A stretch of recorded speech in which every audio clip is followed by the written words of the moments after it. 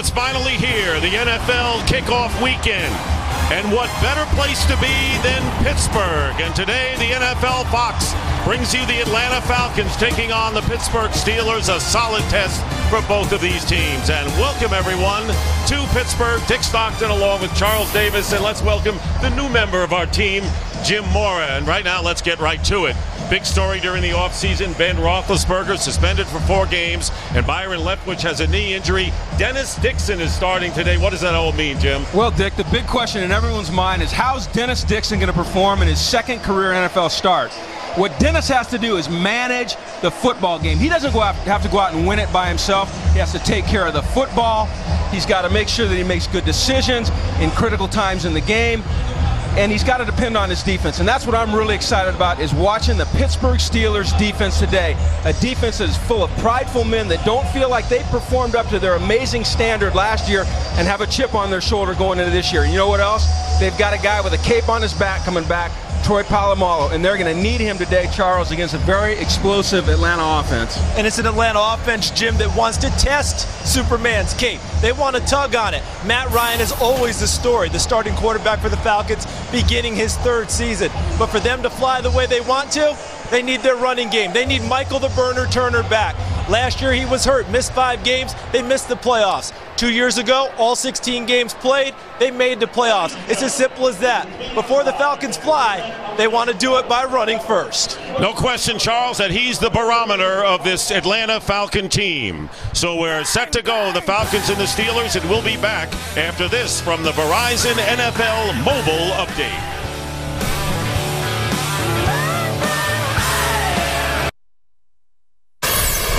Thank you, Laura. And now it's time for the Autotrader.com. Tony Gonzalez, who is 1 catch shy of becoming the first tight end in NFL history with 1,000 career receptions. What does that mean to you? It's a big deal. Obviously, I've been blessed just to stick around this long and be able to join that group of guys like Terry Rice, Marvin Harrison. I mean, it's just incredible and something I never thought would happen, but I'm glad I'm here to do it. What do you think? Should we get the season started? Yeah, we're going to get the season started. I can't wait. It's finally here. Let's go do it. Terrific. Good luck, Tony. Dick, back up to you. All right, thank you, Laura. And now it's time for the Autotrader.com Ultimate Quarterback Comparison. The experienced Matt Ryan will be making his 31st career start for the Falcons today. Dennis Dixon, only his 2nd career start and the 1st in Pittsburgh for the Steelers. Autotrader.com, the ultimate automotive marketplace. And coming up next, the Falcons Steelers opening kickoff. You are watching NFL Sunday Ticket of the National Football League.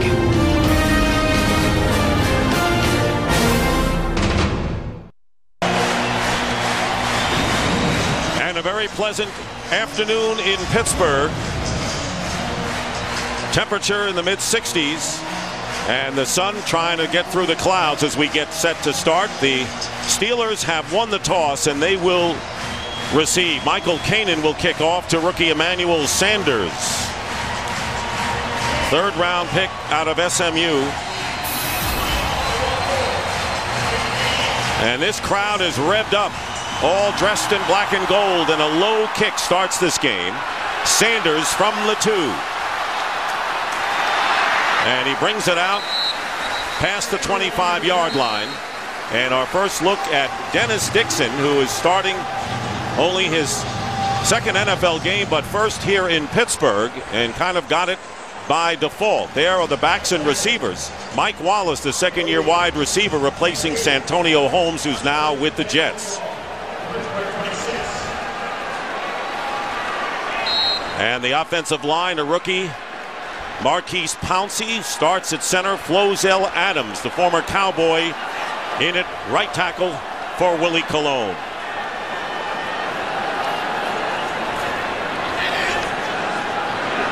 First down from the 26, and the handoff to Rashard Mendenhall, and he bangs his way out to the 30-yard line and a gain of 4.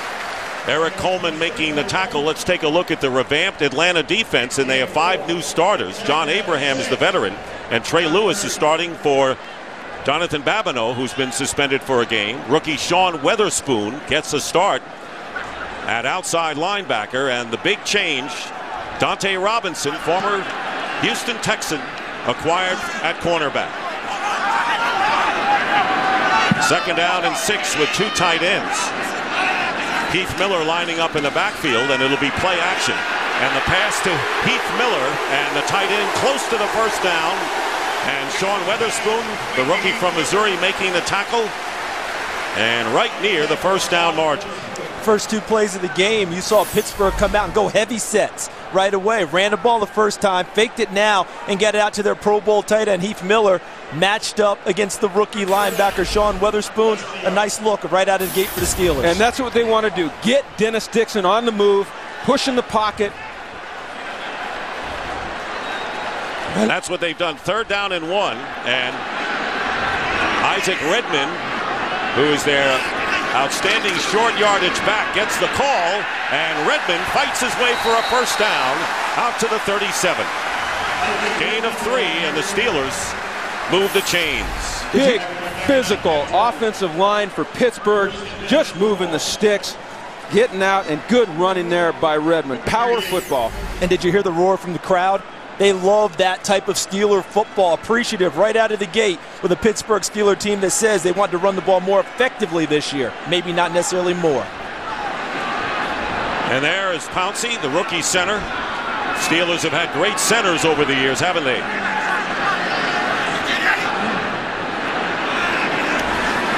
Dixon with a quick to Hines Ward. And Ward, with his first catch of the year, gets about 8.5 yards. And the Steelers, not far from midfield, get 9 yards with Croy Bierman making the tackle. How about the movement of Heath Miller here? The tight end coming across. You'll see him right there, 83, as he gets across field now. Now he throws a kick-out block on Brent Grimes to create the alley for the wide receiver to get upfield immediately and gain good yardage. And the first 2 throws, Dennis Dixon, easy throws to complete, get him in a rhythm. And get his confidence going. 2nd down and 1. And they go to Redmond again, and Redmond will get the first down at the 49-yard line. So conservative play calling by Bruce Arians, and the Steelers have picked up 2 first downs right at midfield. Mike Tomlin trying to get his team back from a 500 year after the Super Bowl championship 2 years ago. And a great job by Mike Smith, who has led the Falcons to back-to-back winning years for the first time in their franchise history. Antoine Randall is in as a 3rd wide receiver, and he goes in motion, and he does not get the ball. It's a fake, and they go to Mendenhall on the opposite side, and Rashard Mendenhall picks up 9 yards. So Dixon's first 3 throws, we see a bootleg moving out of the pocket, then we see a quick screen. And then they come back with a screen to a running back. So Bruce Arians doing a nice job early in this game of trying to build the confidence of his young quarterback by giving him easy passes to complete. Bruce Arians, and of course we heard a lot during the offseason of the Steelers' need to go back to the running game. And we've seen evidence of that early. They just come right out and mash them. Atlanta, a lighter, quicker defensive line. They want to stem and stunt. They've gone right at them early in the run game. 2nd down and 1. They go to Mendenhall. 2nd effort and a first down just at the 40-yard line. Weatherspoon making the tackle again, a gain of 2. And this is what the fans would say would be Steeler football. Yeah, this is Steeler football. It's nothing fancy. We haven't seen any big breakout runs, but they're going right into the teeth of the Falcons defense. And Mike Tomlin told us on Friday, he says, you know what? This is a smaller, quicker defensive line. We got to pound them a little bit. Mendenhall with a big year last year, and they expect more of him this time. First down on the 40 of Atlanta. Here comes pressure. They give it to Mendenhall, and that's not a bad play against pressure. Thomas Deku making the tackle. Could have been more, but the Steelers will be happy with 5 yards on first down. And do you see how big open field tackling is? Watch this play early. Watch Deku, number 28, coming into your screen.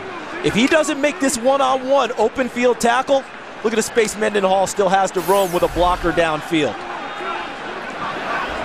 Mendenhall goes out and Mewelde Moore comes in.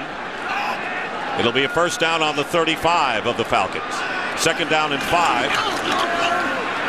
Second down and 5, and the pass bobbled by Mewelde Moore out of the backfield.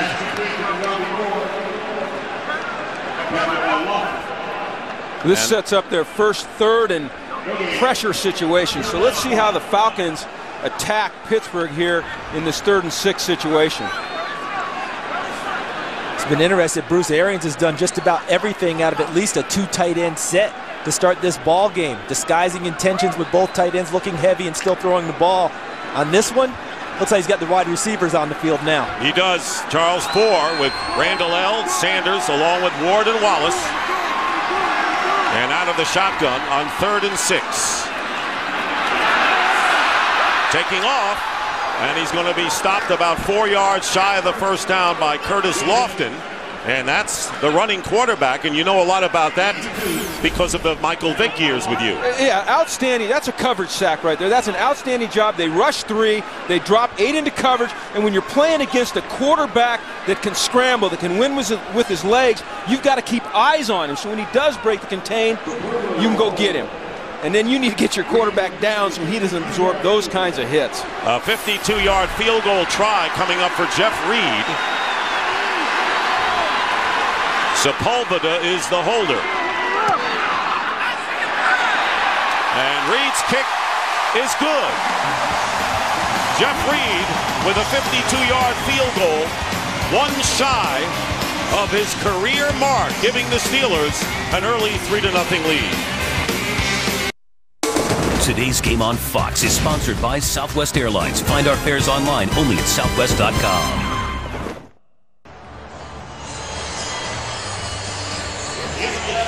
And the confluence of the Three Rivers here in Pittsburgh, 3-0, and now maybe Dennis Dixon can exhale after that first drive. Yeah, great start for that young man right there. 4 for 4 throwing the ball, all easy throws, made good decisions, protected the ball well. That's why he's smiling. And a 7-minute drive to get points on the board. Jeff Reed, who provided those points, kicking off Jarius Norwood from the 4, returning for the Falcons. And he brings it out to the 25-yard line where Jason Worlds makes the tackle. Mike Tomlin, very easygoing coach. He's been the winner. We'll be right back. Today's game on Fox is sponsored by Bud Light. It's the sure sign of a good time. Here we go. And we're back in Pittsburgh with the Steelers leading 3-0. And the Falcons' first offensive possession beginning from the 25. Well, let's look for a throw to Tony Gonzalez here. Get that 1,000 out of the way. Here's Matt Ryan. And Ryan going outside, and a flag goes down, and Gonzalez was interfered with by Lamar Woodley, the linebacker. There's one weakness in the Pro Bowl players' game is pass coverage. Lamar Woodley. Interference, defense, number 56. Ball will be placed at the spot of the foul. First down. He doesn't catch the ball yet, but they get the first down.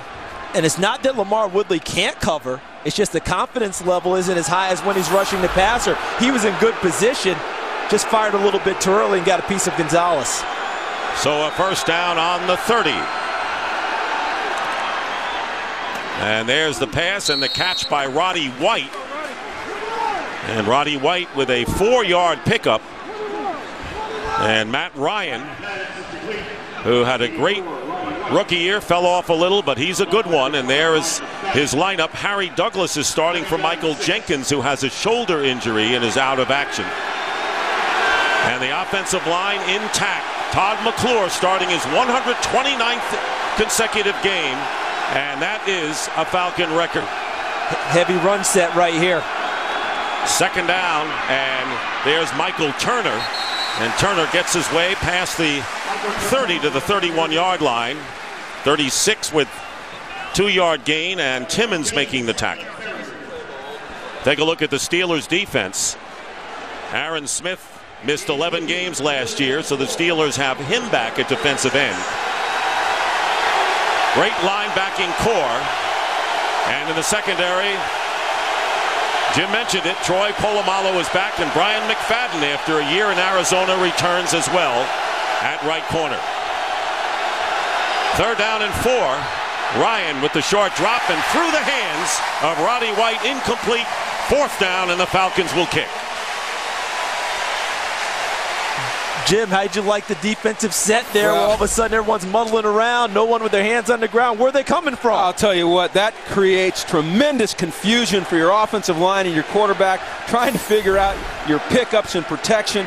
And it's a game of inches. You saw that ball slide right off of White's hands there. And I'll tell you what, in this game, you've got to make those plays. Antoine Randall L. returning to Pittsburgh after a stint with the Redskins, and Michael Kanan will punt. And good hang time here, and a fair catch called for by Randall L. And the Steelers will go to work again. There's a penalty flag down upfield at about the 40. Holding receiving team during the kick. 10-yard penalty from the end of the kick. 1st down. Timeout. So that will send the Steelers back to inside the 20-yard line. Dennis Dixon will go out again after leading the Steelers to the 3-0 lead. Today's game on Fox is sponsored by Jeep. By FedEx, we understand you need a winning game plan. FedEx. And by Geico. 15 minutes could save you 15% or more on car insurance. Picturesque Pittsburgh with the hills, and the Steelers leading 3-0. And after that holding penalty on the punt return, we'll start from the 13. Corey Peters, a rookie from Kentucky, in at defensive tackle for Parade Jerry for the Falcons. Mendenhall gets a couple on 1st down, and for a game break, let's check in with Kurt Menefee. Well, a lot of folks wondered when, if at all, Wes Welker would return this season after that bad ACL injury at the end of last year. I think he's back. 9-yard touchdown from Tom Brady. Patriots on top of the Bengals, 7-0. Dick, Charles, and Jim. So, Brady with a new contract and 59 yards and a touchdown. And Wes Welker with a new knee and working quite well with it. Would you rather have a new contract or a new knee? Well, I'll take the contract, thank you. Second down and 8. Isaac Redmond, the first back through, trying to reach out close to the 20, gets to the 19-yard line. They'll be 4 yards shy of a 1st down. Curtis Lofton making the tackle. There is Red Zone Redmond, as they call him, coming off the field. Very valuable short yardage back. Yeah, I like the way they're using him and Mendenhall together. They call that their pony package. Gives them 2 guys that can carry the ball, and Redmond's a capable blocker. 3rd down and 4. Showing pressure here. Quick release and incomplete, little low for Antoine Randall L. over the middle. So 4th down coming up. Punting situation for Pittsburgh. And quite simply, what the Falcons did there is they showed 2 guys in the A-gaps, showing pressure, then they dropped off and played man, and they had a guy spying Dixon there, which I didn't know that they'd do. He's got to make that throw, though. That's an easy slant route to the outside. I believe he was affected by the inside pressure. Eric Weems is back, and kicking is Daniel Sepulveda, and a good kick sending Sepulveda back to the 26. He's a tough one, small as he is, and Eric Weems with the return. Very valuable. Eric Weems on special teams.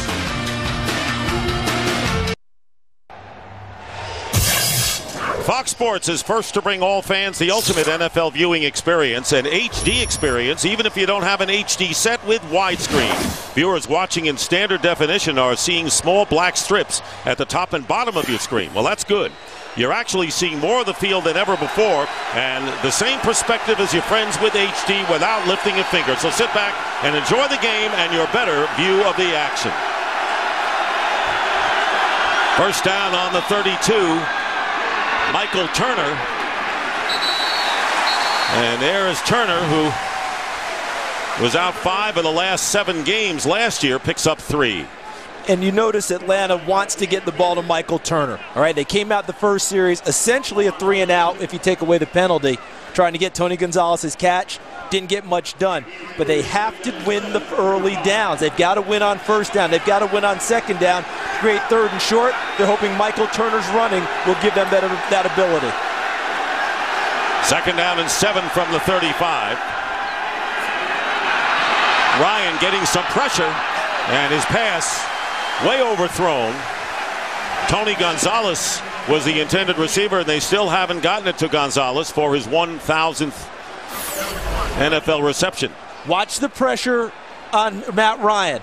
And Jim, you'll love this as a defensive guy. Troy Polamalu, see, made him hop, step, and reset.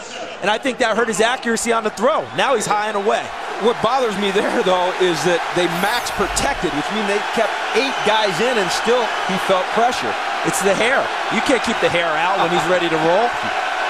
3rd and 7, and Snelling and Norwood are in, and here comes the pressure on Matt Ryan, and Matt Ryan, down he goes, back at the 25.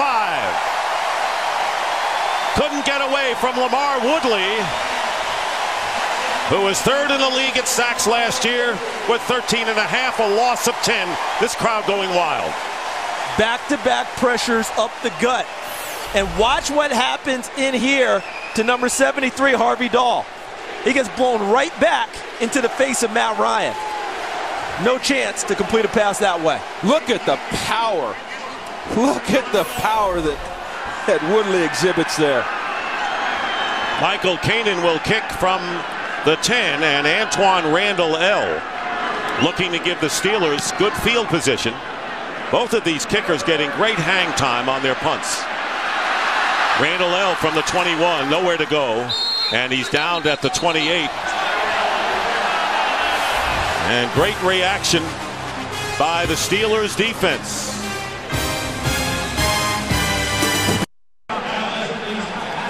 And here's the book that Matt Ryan is looking at with his quarterback coach Bill Musgrave right there. And what he's trying to figure out is who's coming and who's dropping when he sees those exotic looks up front. The other thing they're trying to do is figure out coverage on the back end. Looks to me early here like Ryan's trying to force the ball to Gonzalez. Steelers with a first down on the 28. Dixon 4 of 5 for 22 yards early on. And a whistle. False start penalty against the Steelers. False start. Offense, number 89. 5-yard penalty. First down. That's the second tight end, Matt Spaeth.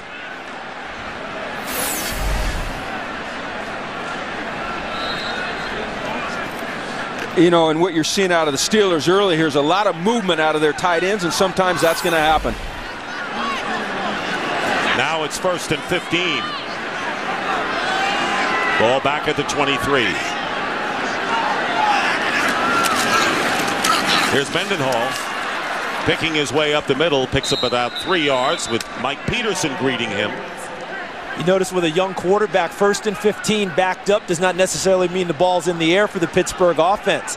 And one of the things Pittsburgh did as a team was take a look at a game film of Tennessee and Jacksonville when Vince Young was a rookie, because they wanted to see how Mike Smith, who was running the Jacksonville defense at the time, planned for Vince Young, who they equate to Dennis Dixon.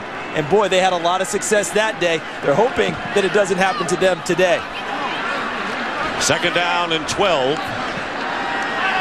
Under 3 minutes to go. And here's Mendenhall.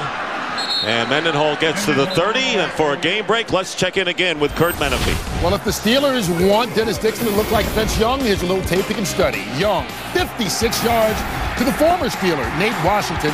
And Tennessee is on top of Oakland early, 7-3. Dick, Charles, and Jim. How about that one? And not bad. Now that's the Dennis Dixon, that they want to see. All right, they want to see that Vince Young, not the Vince Young when he was a rookie, playing that Jacksonville defense when he was sacked 5 times in that game. You covered him with Texas in the BCS championship game. 3rd down and 8. Here comes pressure again. And there is the pass. And it's intended for Mike Wallace. Incomplete. It would have been a 1st down. And 4th down coming up, and the Falcons hold the Steelers.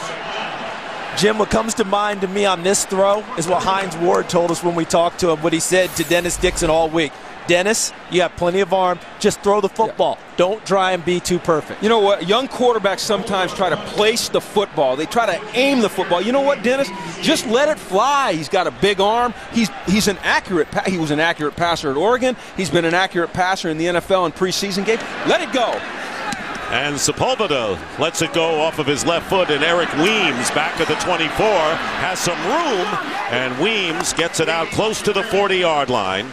And so the Falcons, in a defensive heralded first quarter, 3-0 in favor of the Steelers, will get the ball. The second game of our Fox doubleheader. How about the Packers and the Eagles, guys?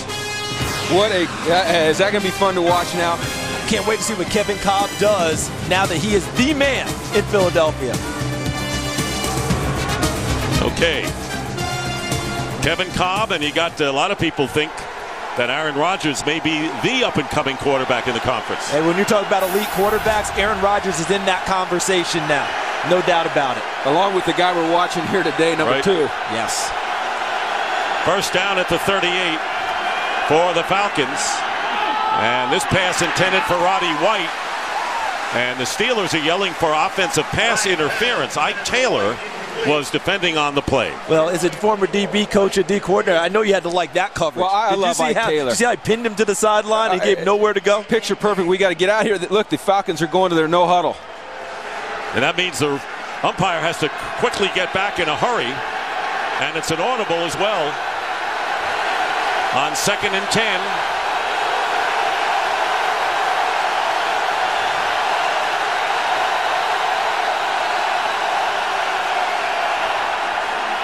Ryan's pass, and Roddy White making the catch shy of midfield, close to the 1st down, covered by Ike Taylor.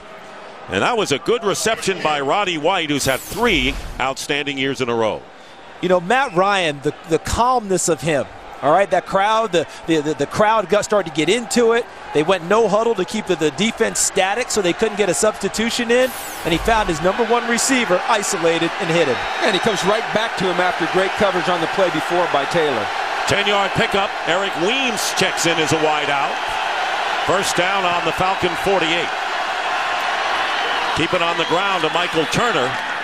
And Turner, great second effort, gets into Steeler territory, the 48-yard line, getting 4 yards. You know, the first 2 series, the Falcons struggled a little bit to find a rhythm. I think they want to put the game in Matt Ryan's hands here with this hurry-up offense. Let him make decisions based on what he sees and try to keep the Steelers off balance a little bit on defense. Yeah, it's not just changing the tempo, it's making sure they can't substitute on defense either with their sub-packages. And I'll tell you what, I love this ninja look. I call it the ninja look when all the defensive linemen are standing up. 2nd and 6, pressure on Ryan, and the out. Lost the helmet, but Weems caught the ball. And Eric Weems, that's the toughness of this little guy, gets 5 yards. And don't forget with the new rule, guys, as soon as a player's helmet comes off, plays dead at that spot. And it should be. Player safety's got to be paramount, and it is. And the league's done a tremendous job. Steelers are going back to their base package. The Falcons going back. Big Casey Hampton checking back into the game. The guy was born to be a nose tackle. Brian McFadden made the hit. How do you like it up here with the headset, Jim? You know, I'll tell you what. I'm trying to get used to calling players by name. I'm so used to calling them by position. 3rd down and 1. Turner. Now that's not going to get there. That's Pittsburgh Steeler defense right there. The helmet comes off on the play before, and then they stuff him on 3rd and short. Led by Lawrence Timmons, who was Mike Tomlin's first draft pick when he became the head coach. The clock shows no time remaining, and that will end the first quarter in a defensive grueling battle here in Pittsburgh. Kickoff weekend, NFL on Fox, and the Steelers in front of the Falcons 3-0. Dick LeBeau, the defensive coordinator, inducted into the Hall of Fame this year. We start the second quarter. Dick Stockton, Charles Davis, Jim Mora, Laura Oakman here in Pittsburgh. Michael Kanan punting on 4th down to Antoine Randall L. And a good kick, keeping it in play, and the fair catch by Randall L at the 10. Jim, if you've got this type of alignment with Pittsburgh, but look at this, that's Troy Polamalu. Now watch what happens. There is no gap anywhere to run the football. They've stoned them, which allows what? It allows the left corner there, McFadden, to come up and set the edge and essentially make the play. But you're right, Charles. At the point of attack, there was no movement. And I don't think the Falcons can run the ball, power football, on 3rd and 2. Now, 1st and 10, 2nd and long, then I think they can do it. But when the Steelers are lined up, ready for a power run, they can't move them out of there. Yeah, so far in this game, it's been the Steelers' defensive front controlling things with the Falcons' offensive line. 1st down from the 10.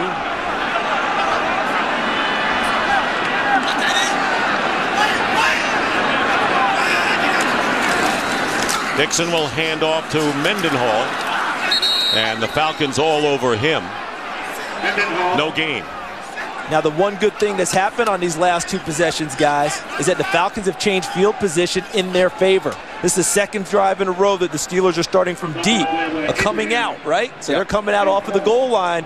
That allows the Falcons now, if they can hold here, great gain point. Field position. Great point. It's a 3-point game, and you're seeing the changes in field position. So, you know what? Falcons get a good drive. And Brian Van Gorder, their defensive coordinator, trying to keep them penned in to help his offense. 2nd down and 10. Again, Heath Miller lining up in the backfield. And the pitch is to Mendenhall. Spinning his way out. Not a bad run as he gets out to the 15. Kurt Menefee has another game break for us. Kurt, take it away. All right, Dick, first regular season game at the new Meadowlands Stadium, and the Giants put up their first touchdown. Eli Manning to Hakeem Nicks, 26 yards on the score, and the Giants lead Carolina as they start the 2nd quarter, 7-3. Dick, Charles, and Jim. What do you think of the Giants' chances here? Everyone's talking Dallas in the NFC East, Charles. And I think they love that because they've got a new spirit on defense with Perry Fewell as their coordinator. Guys will come out ready to play. And Hakeem Nicks trying to emulate Plexico Burress. 3rd down and 5 after the run by Mendenhall. Dixon given some time here, and he throws to Antoine Randall L. Lunges, but will be a yard short of the 1st down. So the field position pays off for the Falcons, Jim. It does. And I'll tell you what, I really like what the Falcons are doing on defense here in that 3rd and intermediate. The Steelers are anticipating blitz. The Falcons are playing 3-man rush, dropping 8, and there it looked like they had a double spy on Dixon. And I thought that they did a nice job game planning because they know the best throws for Dennis Dixon are intermediate and deep balls. And they covered that one well. Sepulveda kicking to Eric Weems. Fair catch by Weems at the 28. Yeah, and he's going to regret that fair catch. This is a chess game we have going on in Pittsburgh for our opener. Dixon in only his 2nd NFL start against Matt Ryan, a little more experience. 3-point game. Today's game on Fox is sponsored by Progressive, making insurance better. By Pizza Hut, your favorite place to serve your favorite pizza. Your favorites, your Pizza Hut. And by Toyota.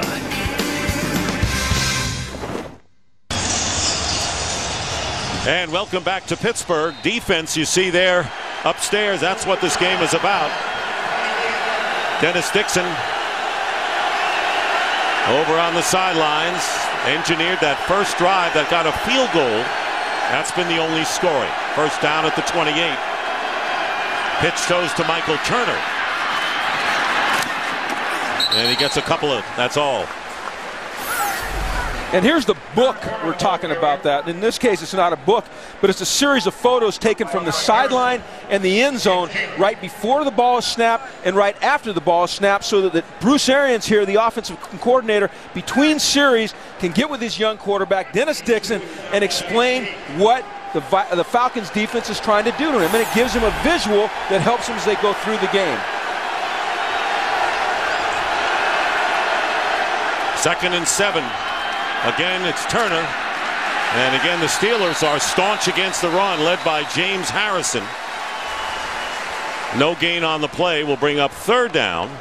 That's kind of a game where no play by either side has been longer than 10 yards. Well, here's a good reason why. The 2008 NFL Defensive Player of the Year, James Harrison, helping turn the play back inside. He didn't make the play. Timmons, Casey Hampton did, but he turned it inside where traffic was, and they cleaned it up. 3rd and 6. Brian Finneran, the third down receiver, is in there and going deep and making the catch. Roddy White will have a first down to the 47-yard line. That's the longest play from scrimmage, 16 yards. There's Roddy right here running an out route. Outstanding poise by Ryan, staying in the pocket, especially with the pressure, and an outstanding that's a tough route to defend when you're playing inside man leverage like that corner is there. That's the throw, flat out phenomenal. From the pocket to the deep outside, on the money. First down at the 48 of Atlanta. Here's Turner. And down he goes. Lawrence Timmons for a loss on the play. You're not going to get an outside run on the Pittsburgh Steelers. They try to bounce that outside. There's too much speed. They play a 3-4 defense, so they try to corral everything inside. There's too much push up the middle. As a coach, you've got to love what you're seeing because they don't allow creases for the runner to come here. Well, what they're doing is they're making him bounce outside. Second down and 12. Jarius Norwood checking in at running back. Ryan will throw it, and he'll complete it to Harry Douglas, and a first down to the 41 of Pittsburgh. A pickup of 13 with Woodley, the linebacker, downfield defending. Getting Harry Douglas back has been huge for Matt Ryan. The one thing that they missed last year, one of the things they missed, was a guy who was a catch and run guy. All right, a guy who can catch it, get it upfield, and turn it into bigger yardage. They lost him in preseason, never had it all year long. Knee surgery ended that campaign. Jason Snelling, another one of the Falcon backs in there at 1st and 10. And there's Ryan with protection, overthrows Tony Gonzalez. We all thought he was going to catch the first pass he was interfered with and finally get that 1,000 under his belt. He still has not caught one. Yeah, and Matt Ryan needs to go through his progressions and not focus on just throwing the ball to Tony Gonzalez. Falcons are in their heavy set. They brought an extra offensive tackle in for a tight end there. Will Svitek, number 74. And they're overloaded to the Pittsburgh defensive right with linemen. 2nd and 10, pressure up the middle, handoff to Snelling. And there was James Farrier, the ageless one, making the tackle and limiting Snelling to a gain of only 1. You know, I love the way the Pittsburgh Steelers played. Good defensive football teams have guys on their feet, not guys on the ground getting cut. And look at all the Steelers on their feet, and then the secondary swarming and pursuing and corralling the running back. Now it's 3rd and 9. And the crowd. You better believe this is a pressure down here, Dick. Ryan gets hit as he throws, trying to get it to Gonzalez, but he got hit as he unleashed that throw. And it was Ziggy Hood who put the pressure on, number 96, and a comer for the Steelers. And good protection up front here by Atlanta. Great job by Snelling on Farrier there, but the coverage was just outstanding down the field. And eventually, against this type of rush, there's a breakdown. And there's Ziggy Hood. Boy, they like old Ziggy Hood now. They say he's really coming on. Mike Tomlin couldn't say enough about him the other day, so Michael Kanan will kick on 4th down, and Antoine Randall L. Fair catch inside the 10. So once again, the Falcons have the Steelers hemmed in. Long way to go for them in a 3-0 game. We'll be back to Pittsburgh after this.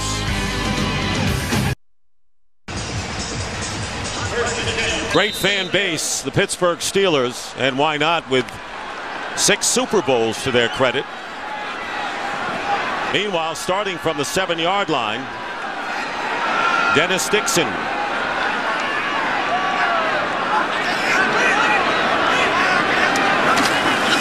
There's Rashard Mendenhall. Good run by Mendenhall, and he gets 9 on 1st down.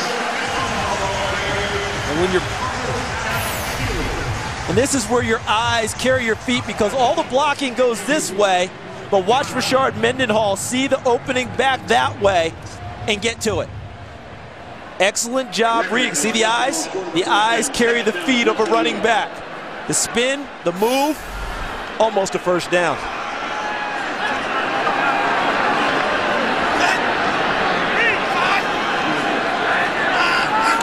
Second down and 1. They go again to Mendenhall. And he appears to be stopped short by Jamal Anderson. I'm impressed with the way the Atlanta defensive line is holding up against this power running game, because they are undersized in comparison to what the Pittsburgh Steelers are on offense, and they're doing a nice job of holding up in general. And Jim, on the other hand, we look at Dennis Dixon. What is he doing that you like so far? I'll tell you what, Dick, what I love about Dennis Dixon, his numbers aren't overwhelming. He's 5 for 7, right? He's only 26 yards, but we talked about it in the open. Manage the game. Don't make mistakes early in the game when it's critical, or late in the game. We're not there yet, but late in the game when it's critical. Know when to tuck the football away and get to the next down. You're not going to make you're not going to make a great play every play, but manage the game, make good decisions, be careful with the football, and he's doing those things so far. It'll be third and less than a yard. So in a sense, if you're a golfer, you can't win the tournament on Thursday, but you can shoot yourself out of it, right? Absolutely. So that's what Dennis Dixon, don't shoot yourself out of this ball game early, and he hasn't done that. Is this from a guy who worked in golf broadcasting? Listen, I live in Orlando, Florida. Every other sentence out of someone's mouth is about golf, so you pick it up as you go along. Throw it in here, it's okay. Third and 1, and Isaac Redmond there. Third down, short yardage back, checking in. And it's Redmond who gets the first down, and a few more to boot, out to the 22. Got 5 yards. And how about that run, guys? Because in short yardage situations, the first play we saw in this drive, we saw what? We saw Rashard Mendenhall cutting back and looking for openings. Here, Redmond's just putting his head down and picking up that yardage. None of this cutting and twisting, none of this saying, okay, where's the get? I'm going straight forward and getting the first down. That's the way the Steelers want to play on short yardage. Yeah, that's the way to play. Mike Tomlin right there with it. Mendenhall back in. First down at the 21. Here's Dixon. Pass complete to Heath Miller. And a flag is down back at the 22-yard line. Lofton makes the tackle on Miller, who got 16 yards pending the call. Looks like defensive holding here, Dick. Defense, number 56. Penalty is declined.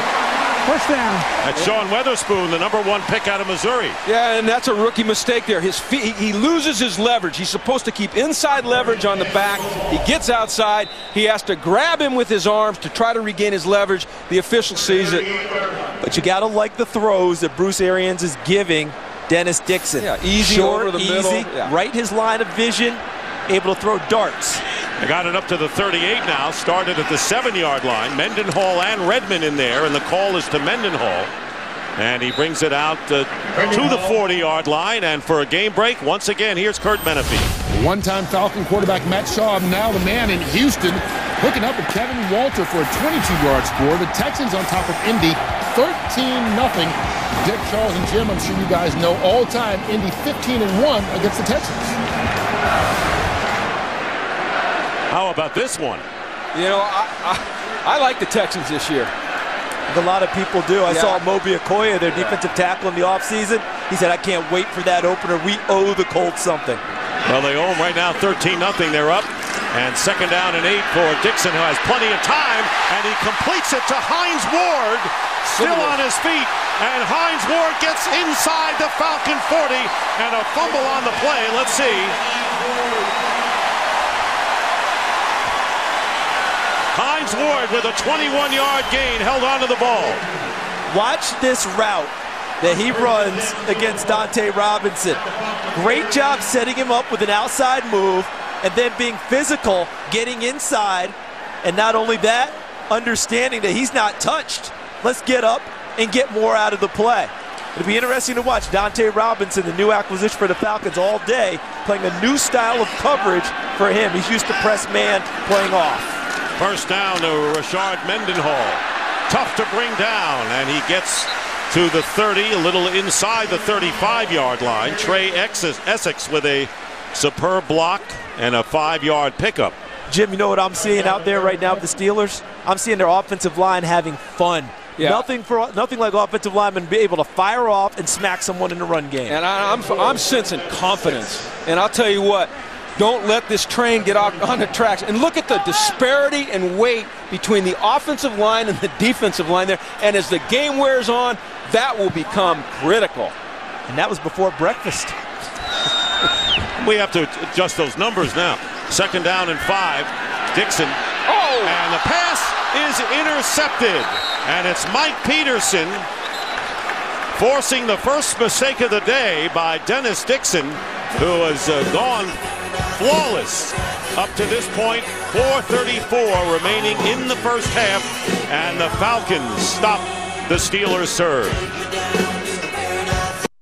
Today's game is sponsored by Coors Light, the new Silver Bullet aluminum pint from Coors Light, official beer sponsor of the NFL. Steelers marched 58 yards in 7 plays. They started on their own 7 prior to the interception by Peterson. And Hines Ward trying to calm Dixon down, tell him, hey, let it go. Let it go. Move on. Good veteran leadership right there. First down at the 28 for the Falcons. Trail 3-0. Ryan up the middle. And open is Harry Douglas with the catch to midfield. All right, on the interception, what they're going to try and do is get Heath Miller right out here, and what Dennis Dixon needs to do is put some touch on the ball. Instead, he fires because that's got to go over Mike Peterson, not through him. And he throws the ball on a line, no chance. And that's just a bad throw. He got, yeah, that's what he's saying right there. He got confused for some reason, but he's got to avoid those mistakes in the scoring zone. 23-yard gain, and under the pressure, and a pretty good catch by Jarius Norwood, and a fake by Norwood. And he very nearly gets the first down and may have it still inside the Steeler 40. Ryan Clark made the tackle. What moves by Jarius Norwood? Well, this guy's got rare speed, and if you let him alone in the open field, he can take it the distance. And here they end up with the right tackle, Brett Kiesel, on him. And look at this move right there. That's classic Jarius Norwood. Reminds me of Gale Sayers when he does those types of things. I'm just surprised Ryan was able to get the ball out of his hands and get it to him. Great catch. Second down and 1. Falcons on the Steeler 40. Michael Turner. First down to the 35. James Harrison on the stop, a gain of 5. And it's a return to Pittsburgh for Mike Mularkey, the offensive coordinator of the Falcons, who spent 11 years and still loves this city. Yeah, and Mike is an outstanding offensive mind. Outstanding. He put together great offenses here when he was with Pittsburgh, and now he's doing the same in Atlanta. Does a tremendous job of mixing personnel groups and keeping you off balance on defense. First down at the 35. Turner again. And Turner tripped up from behind by Ziggy Hood, limiting a 4.5-yard gain by Turner. And Tony Gonzalez, who's not known as a great blocker, does an excellent job here. Gives him the edge, sustains his blocks. But what I like there is I like Turner's patience. Okay, early in the game, it looked like he was trying to force the runs up in there. These last couple runs, he's looked more patient, waiting for the play to develop, waiting for the hole to open, and then squirting through there. We're going to let the clock run down to the 2-minute warning. Whoever thought that Tony Gonzalez would not make the catch for 1,000 career receptions by 2 minutes remaining in the half? Well, he hasn't. 2 minutes remaining in the half. A great game coming up in the second half of our doubleheader. The Packers at the Eagles. Kevin Cobb starting the season as the new quarterback. Donovan McNabb is now with Washington. Falcons with a 2nd and 5 now on the Steeler 30. Polamalu putting pressure on, and Ryan's pass is caught to Justin Peele, the first catch by the backup tight end, picking up 2 yards. Go ahead. What's making a difference here for the Falcons offense, Charles, you and I were talking about in the break, is they're staying on schedule, which means they're getting some yardage on first down. They're getting into third and manageable downs where they can get conversions and keep the Steelers out of their pressure. And that's a big time to stay on schedule on the early downs. Both the Falcons and Steelers have all 3 of their timeouts remaining. 3rd down and 3.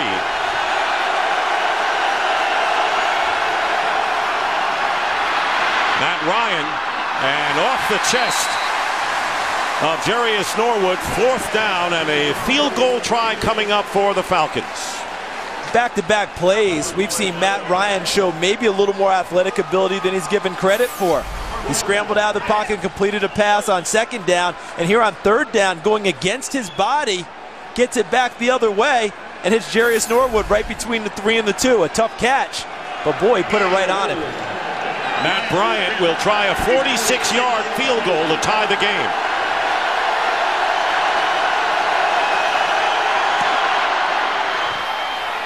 And Bryant's kick is no good as it tailed off to the right. And the Steelers keep their 3-0 lead. It looked good early, but not late.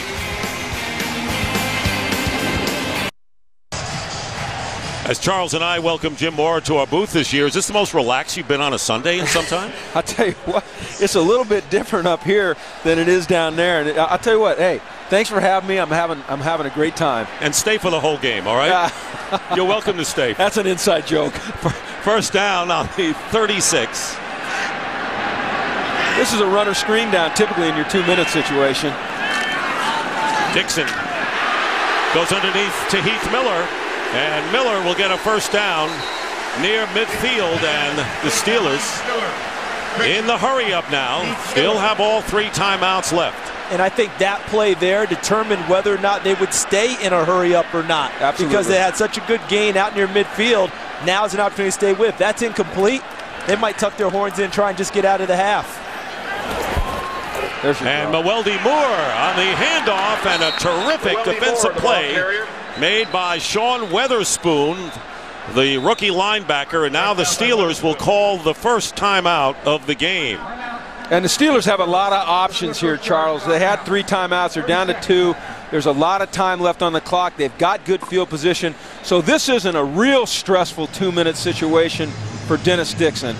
The only scoring in the game was the field goal by Jeff Reed, 52 yards out on the first possession of the game. And it's the longest field goal by an NFL kicker here in this stadium. And I hope that you've seen on our screen some of the new things we've got at Fox this year. Right here, the timeouts. See the lights? Right there. There's one that's out. That means there's 1 down. So that gives you 3 for the half. And you'll often see on our box the circle during the play clock, showing you how the play clock is winding down.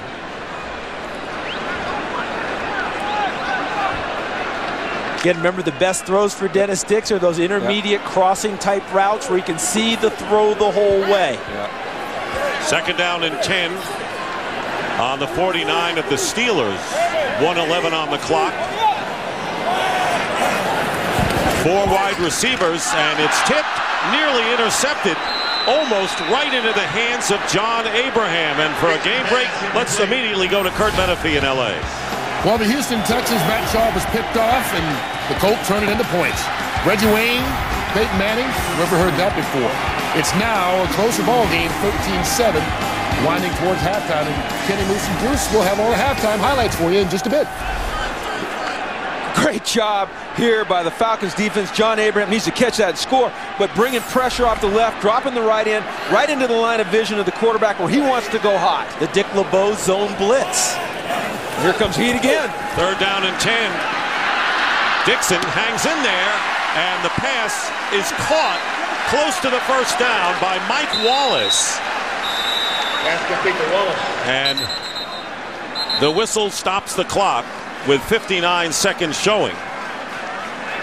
Mike Wallace, the fastest Steeler receiver in his 2nd year.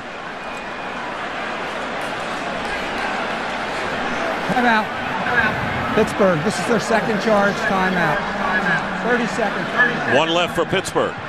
Jim, you just mentioned the heat from the previous play. It was his own blitz, and John Abraham dropped. This time he's doing what he does best, running that arc and trying to get to the quarterback, making Dennis Dixon step up to make the throw. He felt the pressure, threw it a little low, a nice completion. But one thing I noticed, guys, young receiver didn't get up and immediately call a timeout. Mike Tomlin had to come off the bench to call the timeout. Coming up on the Visa halftime report, Kurt, Terry, Howie, Michael, and Jimmy, scores and highlights from around the league. And the Fox Sports ticker has up to the second scores and stats. And let me tell you, Charles, if he had jumped up and called a timeout, Mike Tomlin might have wrung him by the neck, because that's not his job. They've put the timeouts into the hands of the head coach now in this league, which I think is a good thing. He can manage the game rather than having a young quarterback manage it, or, as you said, a young receiver. We have a booth review to see whether it was a first down on that catch by Mike Wallace. So we'll take a break and return in just a moment. A booth review on possession by Wallace. Inside 2 minutes, it becomes a booth review. Here's Scott Green. After reviewing the play on the field is confirmed. It's a first down. And I think that's a good call. I mean, unless there's indisputable visual evidence, you've got to go with the call as it stands on the field. And I don't see anything there to make me think that that it's not a first down. I like what Bruce Arians is doing here with Dixon so far today. First down on the Falcon 41. One timeout left for the Steelers. Dixon stepping up, goes underneath to Mwelde Moore, who's tackled by Stephen Nicholas, gets 4 yards. Here goes the hurry up, and they've got to wait for the receivers to come back. Yeah, and that's another good decision by Dixon. There's nothing down the field. Just dump it down. You've got time. You've got field position. At worst, trying to get it into field goal range, and here's Dixon. And the pass is out of bounds. Did not have possession, and both feet in did Antoine Randall L. Immediately called an incomplete pass. Remember, there's no such thing as a force out here about whether the receiver would come down in bounds or not with the catch without being tackled. If you don't bring it down in bounds, it's not a catch in this league. Thomas Deku making the hit on Antoine Randall L. So now 3rd down and 6. Deku's a good young ball player. The Falcon coaches are really high on him. In this situation, you've got to find your veteran receiver. I would look for Hines Ward. Here comes Heat. Miller. Here comes Heat, Charles. From the 37, pressure on Dixon, and this pass incomplete, intended for Randall L. So it's 4th down. Looked like Randall L was in position to make the catch had the throw been there. And he didn't turn it loose, Jim, as you talked about earlier in the game. He tried to guide another pass. Instead, he guided it right into the ground. Yeah, and just like the interception, he's just trying to guide it in and cut it loose. Trust your arm. And I'll tell you what I don't like right now. I hear some boos out there. Stay off this young man. Jeff Reed made a 52-yard field goal. Longest ever in the stadium. Mike Smith ready to call a timeout to freeze Jeff Reed, and calls it here with 22 seconds left and about 5 seconds on the play clock. So that will be the first timeout by the Falcons. And so Jeff Reed thinking a little bit more about what would be, guys, a 55-yard kick. Yeah, and you don't usually see a coach freeze a kicker at the end of the half. That's something you typically see at the end of the game. But with 22 seconds left in the half, 2 timeouts left for the Falcons. If he misses this thing, they've got field position and a chance to put some points on the board. So he's going to take every advantage that he can get right here, and something you don't see a lot, freezing the kicker before the half. And I like it, though. I like it. And you also have to think Mike Smith's thinking the way this game is gone, scoring opportunities are at a premium. Oh, boy. You want to make sure that you maximize. So the career long kick for Reed was 53, kicked a 52 earlier. And this one will be a 55-yard kick.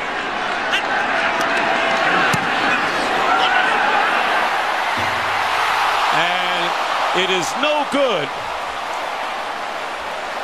And it hit the post and bounced away.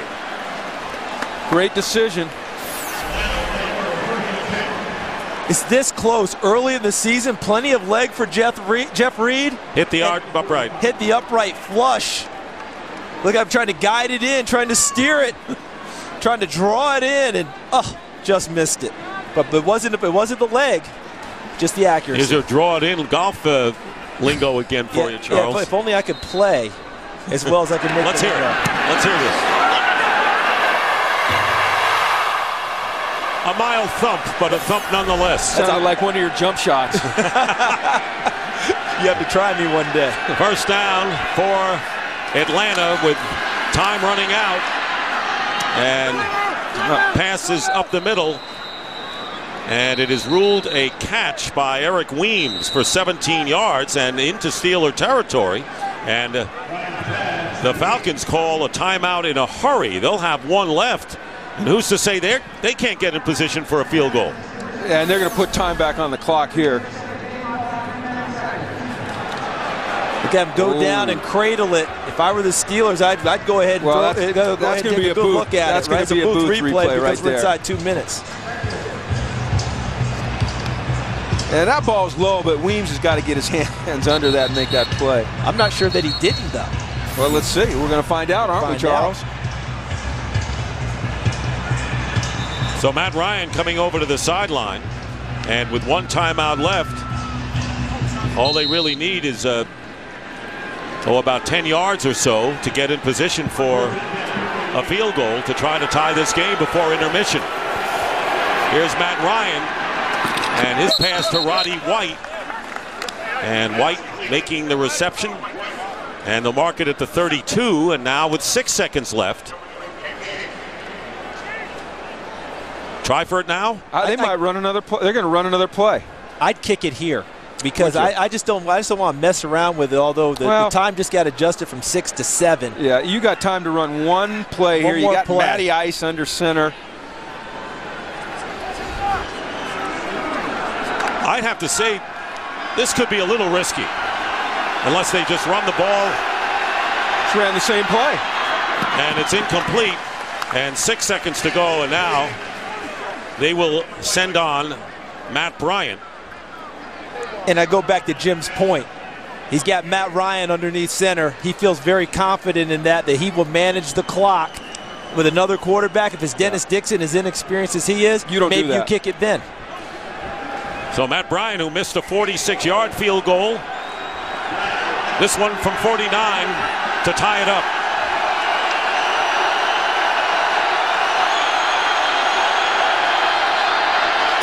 The Steelers say we can play the same game. We can freeze your kicker. This is just the opening game of the season now, guys. How about that? Is that the coolest timeout that's ever been called in the NFL? That's a cool coach right there. He just gave me, Jim, he just gave him the little, just out of the side timeout. Yeah, one more time. Timeout. No flair there. Meanwhile, Mike Smith goes up, makes a big deal, getting to the official's face and putting the big T on for timeout. Not Mike Tomlin. Now we're set to go, and the field goal tried by Matt Bryant.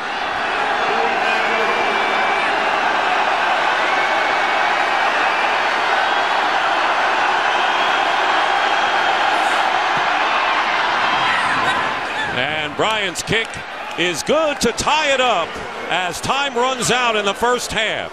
So a Steeler field goal on the opening drive, and now a field goal on the last play by the Falcons. That's the end of the half. We're tied 3-3. Fox NFL Sunday continues with the Visa halftime report after these messages and a word from your local Fox station.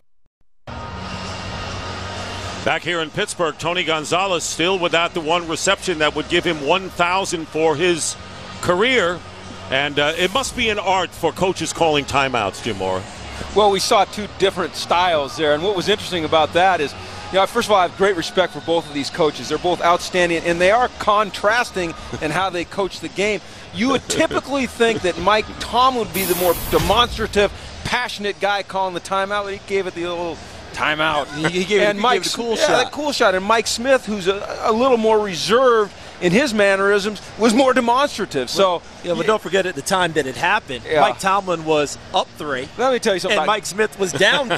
So the urgency was on Mike Smith at that point. True, but game day brings out some amazing things on the side. When you put those headphones on as a coach on the side, you can't believe some of the things that go on between coaches during a game on the sidelines. If we said it to each other on the street, in public, you'd be fighting words. You would know as well as anyone, having been down there. Now, what do we anticipate in the second half, guys? Well, I think for Atlanta, what I've seen is their offensive line kind of came together as the half went on. They were getting dominated early, and they started to get a few cracks in the defensive front for the running game, and Matt Ryan has been very efficient with the ball. Dennis Dixon made one big mistake in the first half. He cannot do that in the second half. No, you're right, and Pittsburgh's they've got to hone things in on offense. I think Bruce Arians, who I think is a great coach, is taking a lot of heat around here, which is unfortunate.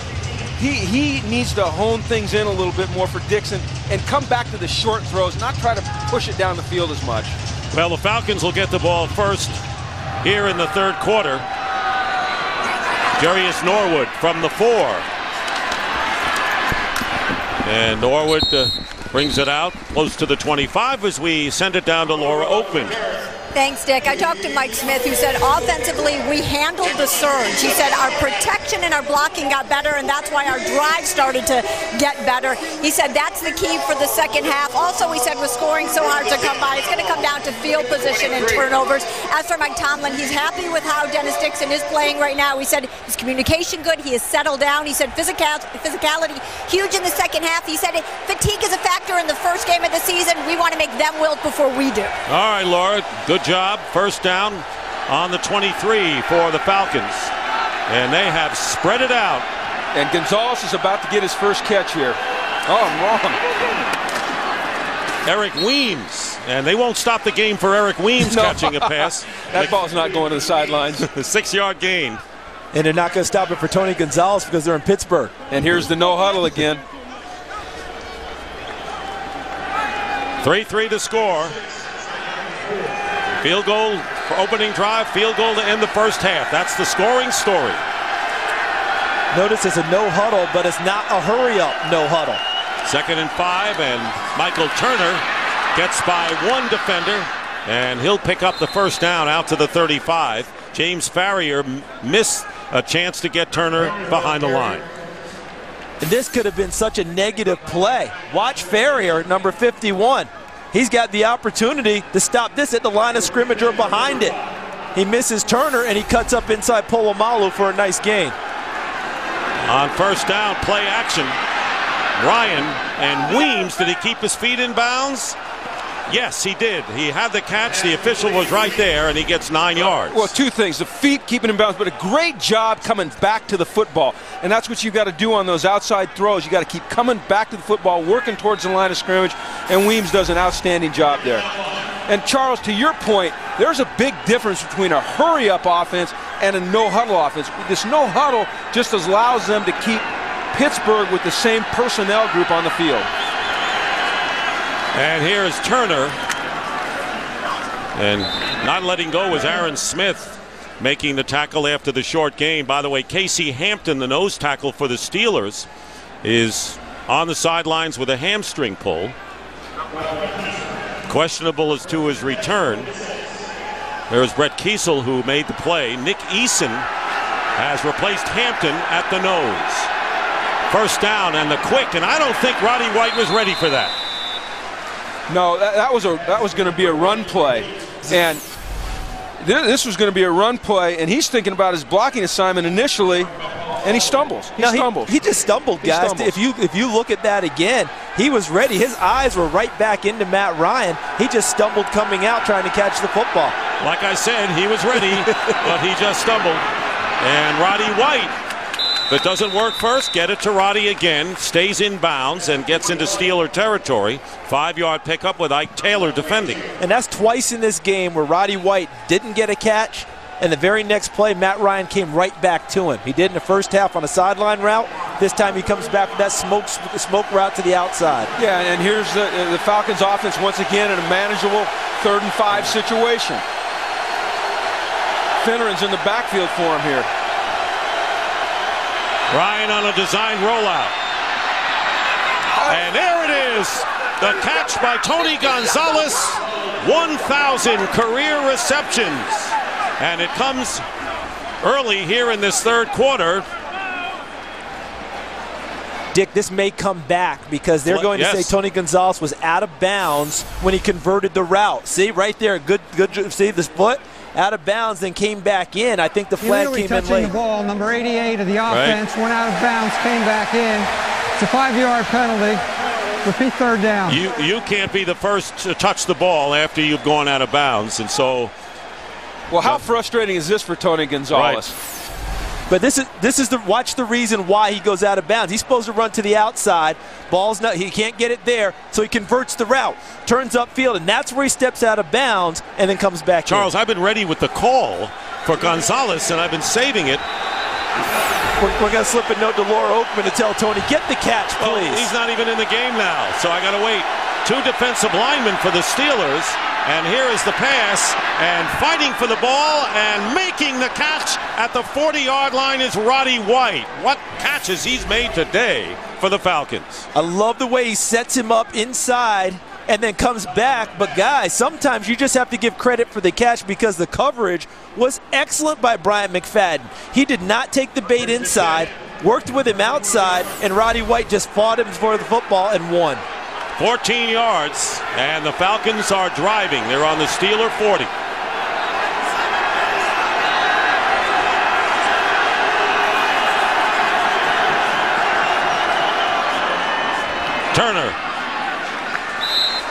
Turner has not gotten much today. In fact, before that last play, it averaged only 2.5 yards per carry. James Harrison that time making the play. Jim, you mentioned a little while ago that you're seeing Matt Ryan become an elite quarterback. Yeah. I think this drive is encapsulating it because they're putting a lot on him. With a check with me, he makes the calls now. It's a no huddle, not a hurry up. He's seeing the formations. He's seeing the defense. He's calling the plays. You're absolutely right. 2nd down and 10 from the 40. Pressure from behind, and Ryan throwing, and it's caught by Tony Gonzalez, and that will count. Yes, Tony Gonzalez takes him to early in this third quarter, and he makes reception number 1,000 in his career, only the 7th in league history to catch 1,000 passes and the very first tight end. And a great Pittsburgh reception. Some cheers, some boos. But look at him work up into the seam. And a nice throw by Ryan, throwing it over Woodley and in front of Polamalu. And, of course, Gonzalez with the 1,000th catch. 20-yard gain, and I can go home now. Please don't. Stay with us. First down at the 21. Here comes the pressure on Ryan. And on the fade pattern, trying to get it to Brian Finneran, but covered well by Ike Taylor. You know, everything all around him. How about that, Jim? You know, all this madness around Matt Ryan, and he just moves with a little deft slide step and then steps up into the pocket to give Tony Gonzalez more of an opening and puts the ball on him for the 1,000th catch of his career. And that ball's going to Canton right there. Steelers continue with only 2 defensive linemen here, and this pass intended for White thrown out of bounds. And Ryan had to get rid of it in a hurry with the pressure. I'll tell you what, Ike Taylor coming free, but Ryan feels it. I'll tell you what's so impressive right now about Matt Ryan is that Pittsburgh is bringing it down after down after down. He's avoiding the rush. He's getting rid of the football. He's making accurate throws, and then he's throwing it away when the situation dictates. 3rd down and 10 at the 21. Jarius Norwood is lined up as a receiver, and the pass intended for White overthrown again, and this time McFadden with good coverage. I'll tell you, the Steelers defensive secondary having a huge game, Charles. They're playing awfully well, and that allows what? That allows their big guys up front who rush the passer to actually get there.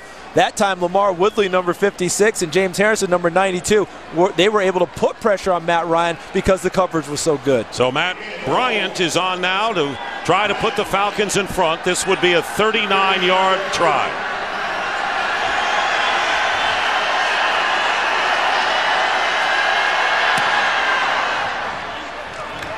And Matt Bryant's kick is good. Signed in December of '09 after spending 4 years with Tampa Bay. Mike Smith enjoys a lead for the first time today, 6-3. Today's Game on Fox is sponsored by Southwest Airlines. Find our fares online only at southwest.com. By Taco Bell, think outside the bun. By Wall Street, Money Never Sleeps, September 24th only in theaters. And by Bud Light Lime, the just right taste of Bud Light with a refreshing splash of 100% natural lime flavor.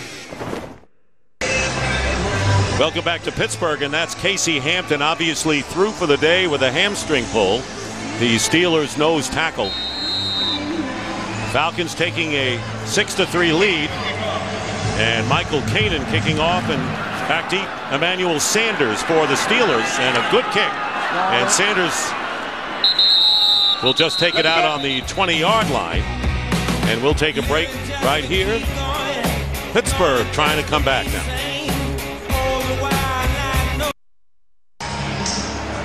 Back in Pittsburgh, the Steelers will start from the 20-yard line, and I'm sure a lot of the fans, guys, are saying, I know we don't have Ben Roethlisberger for 4 weeks, and 2-2 would be nice, but if Ben were here, maybe the picture would be different, even though Dixon's only made one real mistake.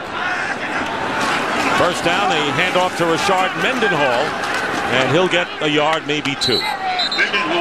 You raise an interesting point, though. You talk about the fans and Ben Roethlisberger and how it works. This is a Steelers team led by Mike Tomlin that hasn't moved on. That's the wrong term. But they've dealt with the situation. They knew what was going down. It's a veteran team. And by the way, they didn't vote Ben a captain. Also signifying we're ready to go play this year with you or without you. Second down and 8.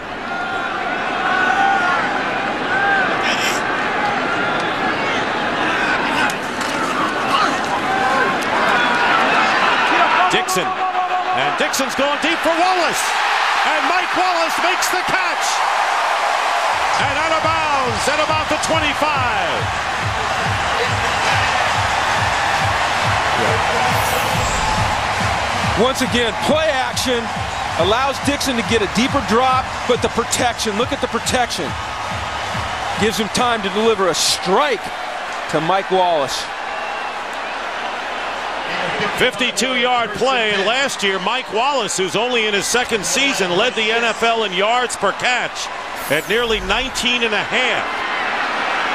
So he has been a big play man, and a first down on the Falcon 26. Rashard Mendenhall, tough yards up the middle, gets to the 24. That big physical offensive line of the Pittsburgh Steelers. Let's look and see how this happens down the stretch here into the fourth quarter. They start wearing that smaller, quicker Falcon defensive line down.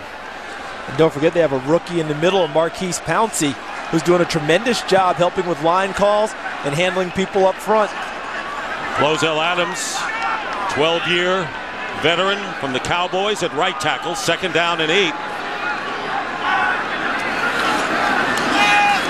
Dixon getting the rush, no chance. John Abraham came right in, virtually untouched, and gets the sack. And a loss of 7 yards and the first sack of the game. Way to go, Jim. Yeah, way to put it on him. I was lucky to coach John Abraham in 2006, and he has rare first step quickness. And they put him over there on Max Starks, and he just ran right around him, and that's what Abe can do. He runs like a darn gazelle. I used to try to run striders with him in the offseason. I'd be running as hard as I could. I'd look at him and look like he wasn't even working. So now it's 3rd and 15, back to the 30.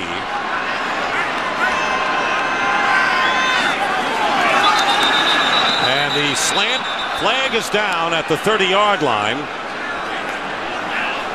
And the catch. Start. Offense, number 71. 5-yard penalty.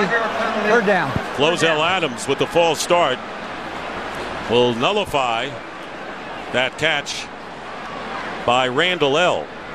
And right now they're moving into a position where this would be a long field goal try. Yeah, and the smart play right here for Bruce Arians is run a draw. Run a draw. And the ball's at the 35. This is where defensive coordinators really protect the line aggressively because of field goal. You might come after them again to try and knock them out of field goal range. Yeah, and they're maxing it up here. 3-man rush. Dixon chased by Bierman. And his pass is caught by Hines Ward. What a play by Ward, coming back to the play after the pass rush. And the Steelers are short of the first down, but they certainly are in field goal range now at the 17. Look at the protection that he gets, and then when he flushes, he keeps his eyes downfield, gets almost to the sideline, and able to deliver that really all arm. And Hines Ward coming back to the football puts him in a great spot to kick a field goal. And Reed is on, looking to tie it up. This will be a 36-yard attempt. Reed had a 52-yard field goal earlier, and Jeff Reed's kick is good, and we're tied at 6. I don't know why, because we have a defensive coach here, that we have to have a low-scoring game. Are we destined for that? I don't know, Jim. I don't know. Today's game on Fox is sponsored by the new 2011 Mustang, a whole new breed of car. Back in Pittsburgh. What did Dixon show you on that one, Jim Moore? He showed me how much he's matured. We saw a play similar to that in the preseason where he made the decision to throw it in the end zone as an interception there. Great command of the play. Jarius Norwood will down it there and take it out on the 20. Good kickoff by Reed. We'll take a break. Matt Ryan, who's completed 15 of 26 for 159 yards.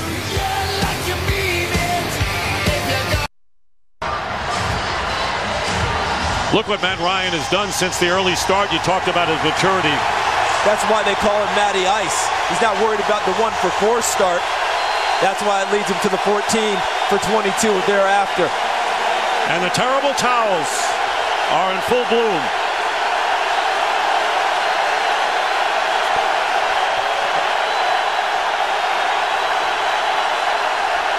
From the 20, Turner. Not been able to get unleashed so far today. Brian McFadden halts him after a 6-yard pickup. I feel like the offensive line of Atlanta is doing a much better job from about midway through the second quarter through now of escorting their backs to the line of scrimmage to give them an opportunity to gain yardage. Earlier in the game, the penetration was big. They weren't able to get back to the line of scrimmage. Tony Gonzalez right in front of you right here. The tight end lined up wide. 2nd down and 4. And the pass, Harry Douglas was crossing over and may have enough for the first down at the 30. Charles, you talked about the line. I like what their wide receivers are doing in blocking. And we talked to Mike Mularkey last night. He said he wanted them to take a Hines Ward type approach. Just a simple out route. It's 3rd and 1.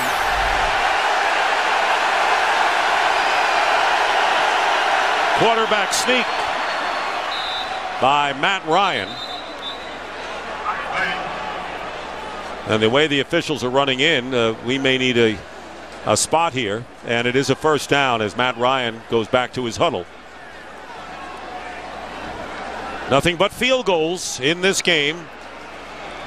2 by each team.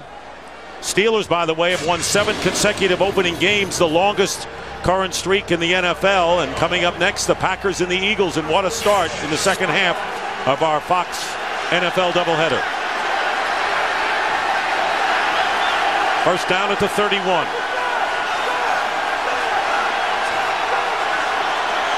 And the slant to Roddy White. And White picks up about 6.5 yards.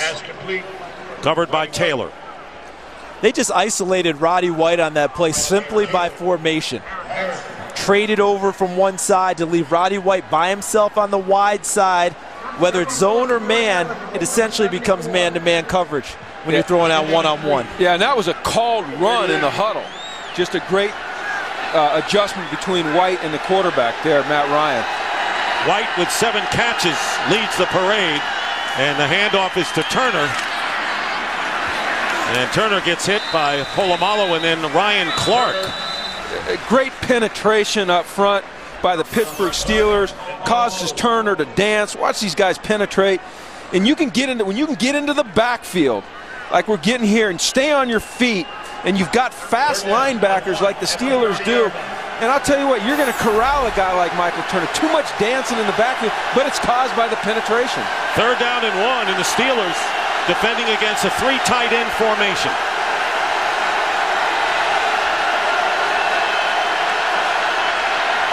Ryan throwing against it and completing it to Justin Peele. And the tight end makes the grab at the 48-yard line of the Falcons, an 8-yard pickup and a 1st down.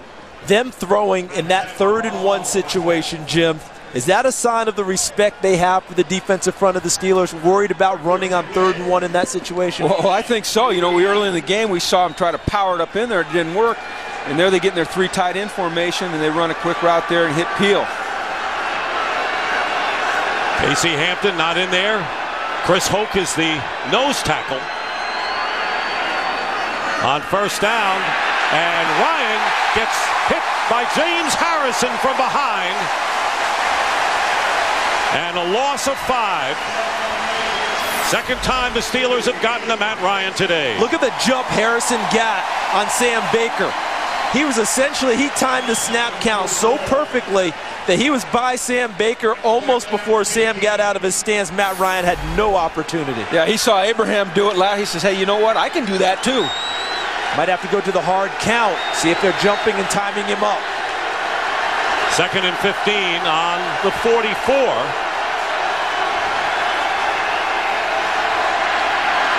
Ryan has time, goes up the middle to Jason Snelling out of the backfield, and right now a game break. Kurt Menefee from LA. A lot of Atlanta fans saw Noshawn Moreno do this at the University of Georgia. Look, leapfrog and then a little stutter step here. He doesn't score on this play, but he does a couple of plays later from a yard out. Jacksonville and the Broncos tied at 14, but boy, that was pretty, wasn't it there? Yeah, Noshawn Moreno, you saw a lot of him in college, Charles. Outstanding young back. 3rd and 12. Crowd in full throat. And incomplete. Intended for Roddy White and Brian McFadden. In his 2nd tour of duty with the Steelers, and did not play the last couple of games in preseason. We saw the play earlier where McFadden got his hand and he didn't get it in there. But I'll tell you what, the confidence that Matt Ryan has in throwing the deep out route to Roddy White is very, very, very impressive, because that is a tough throw to make. Michael Kanan on 4th down, kicking to Antoine Randall L. Just outside of 2 minutes to go in the 3rd quarter. It's going to bounce, and the Falcons will have a chance to down it, and they will at about the 6-yard line. This has been a defensive battle all the way, reflected in the faces of both of these teams. 6-6 the score with 1:53 left in the 3rd. Well, Dennis Dixon on that last drive, the first drive of the 2nd half, he showed me something there. Showed some poise in the pocket, hits Mike Wallace down deep, and then the play that was most impressive was the 3rd and long play.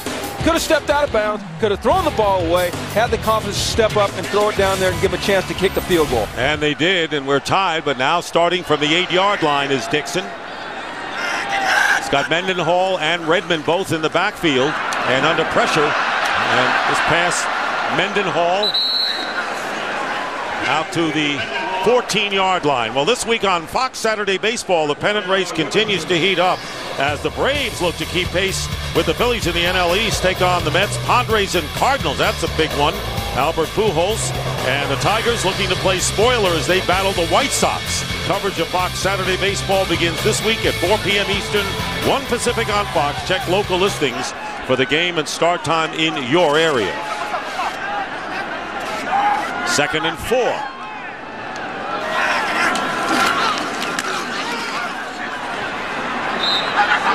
Nothing for Mendenhall. And a Steeler is shaken up. Starks.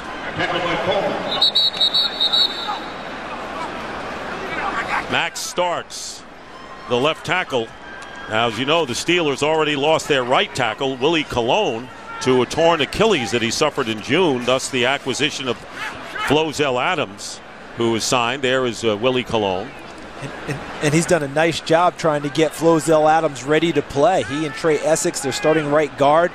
A lot of extra time trying to help Flozell move from the left side to the right side. And now with Max Starks out, who actually volunteered to move over to the right side to help out Flozell Adams, but they said, no, you stay on the left side. He's hurt, which means Jonathan Scott will come into the game, the swing tackle, to play for him. And it's a good thing it's not a 3rd and long, because if it was, watch out for John Abraham, who's licking his chops right now. There's Max Starks there, working against John Abraham, and he gets rolled up on from the inside. That looks like one of those high ankle sprain possibilities. Let's hope he's going to be all right. They need that big fella protecting the young quarterback. Yeah, when you're carrying 345 around and you roll your ankle, that's what amazes me. This amazes me about people who are predicting the season and who's going to be in the Super Bowl when you don't know when the injuries will happen or where. Often it's the healthiest team. Yeah, this doesn't look good. He can't put him. They give him the sideline, they'll work on him there. But coming into this, guys, 2 factions of this Steelers ball club were taking this game personally. The offensive line, and I'm including the tight ends, because they wanted to really help the young quarterback, and the defense, who said, guys, we've got to take responsibility for this young quarterback and take care of this ball game for him. Thus far today, I think both sides are doing a nice job upholding their end of the bargain. And there you saw Jonathan Scott, as you mentioned, come into the game in his 4th season. You want to get him on the move here at all? Well, here's what they did is they put a tight end over there next to him, widen Abe out a little bit, give him a little help. 3rd down and 3 on the 15. Steelers have lost 1 lineman on each side of the ball. Casey Hampton and now Max Starks.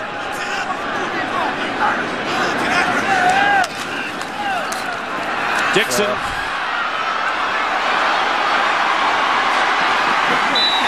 And did he get enough for the first down?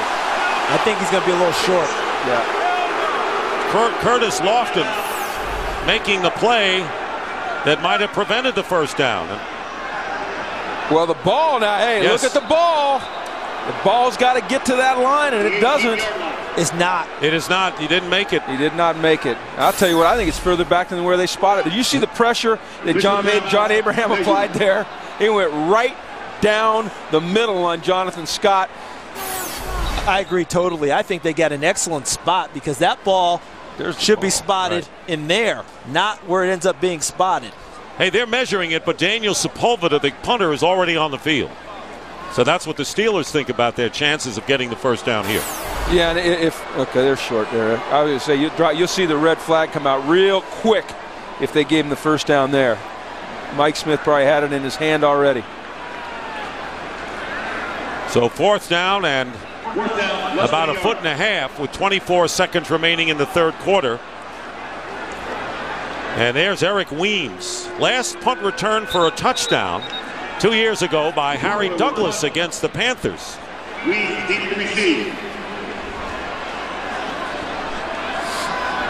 This is where they need a big shot out of Sepulveda. He has a monster leg, and earlier in the game he kicked them out of trouble. They need another one from him.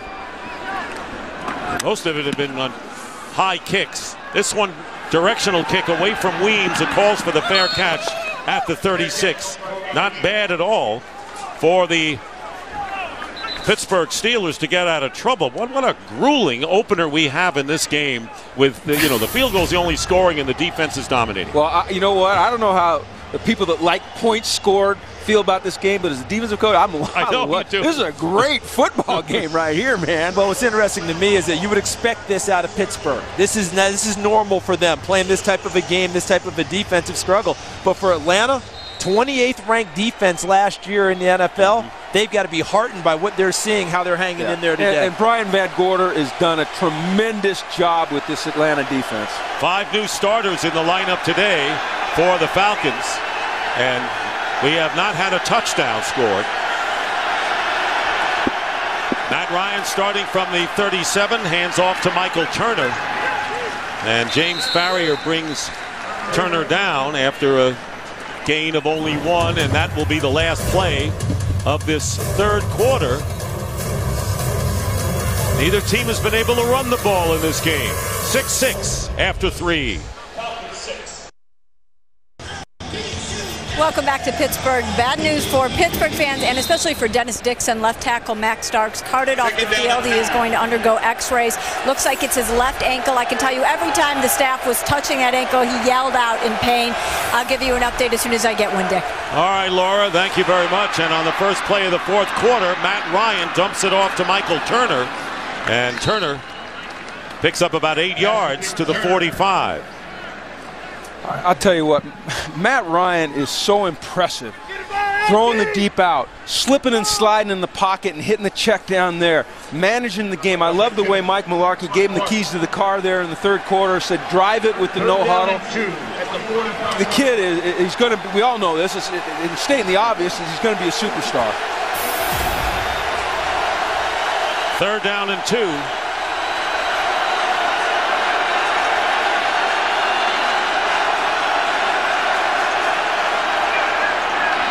Ryan's pass nearly intercepted and right in the hands of William Gay, the nickelback who started practically all of last year on the pass intended for Gonzalez. You simply have to stop praising people. I'll tell you because when you do it, this is what happens. Watch this. Watch Gay just reading the eyes, moving sideways into the route, and should have been an interception. Matt Ryan was on that the whole way with Gonzalez. And Gay had a chance for a huge play. So Michael Kanan will be kicking again, and Antoine Randall L. Lower kick than usual, and Randall L. is hit immediately. And that is Christopher Owens. And Randall L. did all he could to hold on to that ball, I would think, and not turn it over. Yeah, that's exactly right, Dick. I mean, just holding on to the ball was a victory there because he got there, timed it up perfectly. Probably would have liked to have had about another half step, don't you think, Jim? Yeah. Because then he could have really lowered the boom on him. Yeah, but I'll tell you what, this guy right here, he is a great punt returner, a proven player in this league. He knew what was coming. He knew how to protect the football.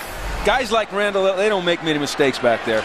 Well, it's an interesting game. We start the fourth quarter, and which team is going to have the long drive for a touchdown, or maybe the long play for the touchdown? Starting here on the 17.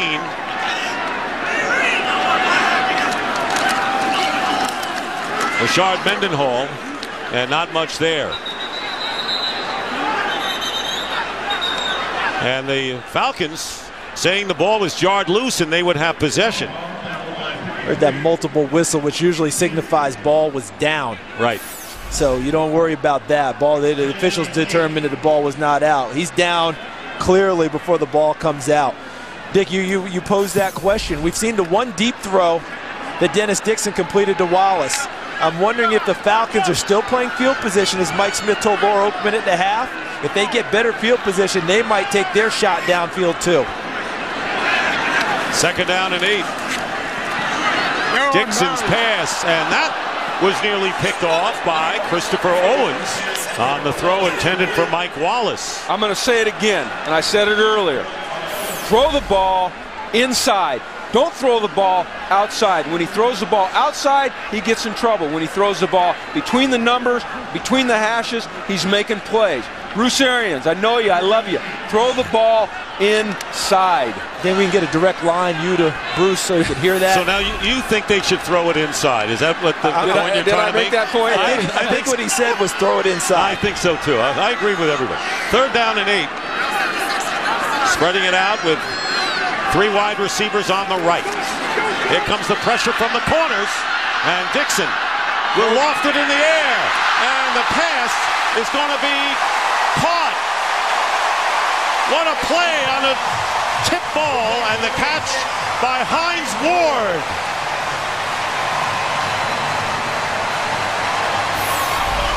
You know, Hines Ward told us Friday when we met with him, he says, you know what, we've got to make some plays for Dennis Dixon. We've got to make some plays. We've got to help this young man. And he did that right there. The vet, look at him stay with it. I love Hines Ward. What a competitor. What a pro. What concentration. What concentration. What a big play at the right time. How about the touch by Dixon? Not just the touch, but the movement in the pocket, kept his eyes downfield and didn't just flush and run. He threw it. 24-yard gain. And there's Dixon again, and wide open is Ward again. Hines Ward to the 32 of Atlanta.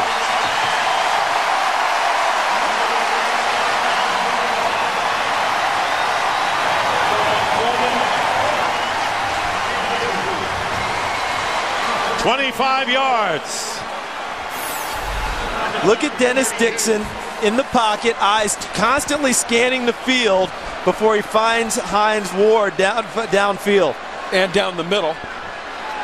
And a first down at the 32. 2 catches by Hines Ward for 49 yards in a row. Now they give it to Mendenhall. And this has been a broken record. Mendenhall is stopped by Mike Peterson and Jamal Anderson. In case you're wondering, Mendenhall has gained 46 yards rushing and Turner 36. So the running game is not a factor today. No, and this is two teams that like to run the football, but very, very good defense being played here today, and that might be the understatement of the broadcast right there, Dick. Well, you got to be proud of what you're seeing defensively. I love it. I'm so happy to see the Falcons playing defense like this.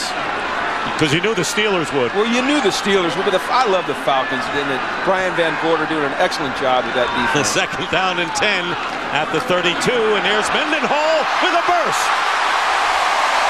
First down to the 19. Chauncey Davis with a tackle. 13-yard pickup. And how about this? Max Starks is out of the lineup, but that's his side of the ball. Jonathan Scott comes in and does a nice job along with Essex. And look at Pouncey, 53 leading. Essex gets the block right there, number 71. And that gets Mendenhall to the third level, which is the secondary. First down on the 19. The Steelers threatening in a 6-6 game. And here's Mendenhall again. But he will lose a couple as we send it to L.A. and a game break with Kurt Menefee. Kurt. After crossing the 10,000 career receiving yard mark early in the game, Chad Ochocinco ties Carl Pickens for the Bengals receiving touchdown record. That's his 63rd. Pulls Cincy a little bit closer to New England. 31-17 as they start the fourth quarter. But Dick, Charles, and Jim, maybe the biggest surprise is he just simply went back over to the sideline. That is the biggest surprise. Well, when you're down 31-17, that's the best thing to do. Go to the bench and try and go back and score some more. Second down and 11 on the 20. And the pass batted down by Chauncey Davis. Didn't have to go that high to get the hands on the ball either. Well, he didn't get knocked down. He didn't get cut. You know, when you're going to throw that quick screen out there, you've got to cut the defensive end right here. See, he tries to. He just jumps over. Well, it's just an athletic move by Chauncey there. And, you know, we drafted Chauncey when I was first in Atlanta. The kid's an athletic guy playing out at right end. More suited to play inside. Shows great athleticism there, though. Biggest third down of the game right here, both teams. Steelers need 11. They are in field goal range, however. And Dixon's pass.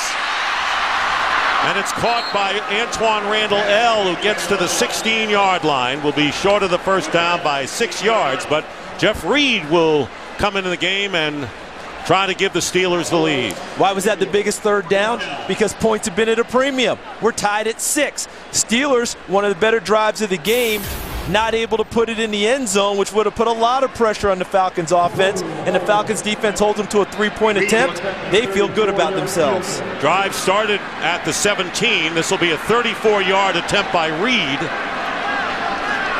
who is 2 for 3 today. And Reed's kick, and it's good, barely good.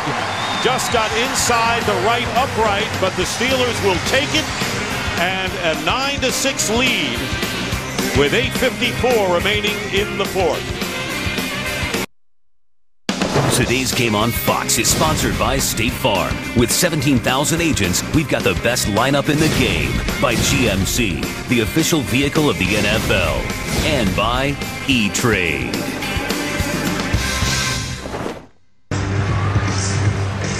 Steelers lead 9-6. There is Hines Ward talking with Mike Tomlin. Yeah, I think he's telling him, hey, you know what? You've done a heck of a job all week with Dennis Dixon, and it's paying off. You see Hines Ward go make those 2 spectacular plays for them in critical situations there. That's what a leader does. That's what a pro does, and that's what you love about Hines Ward.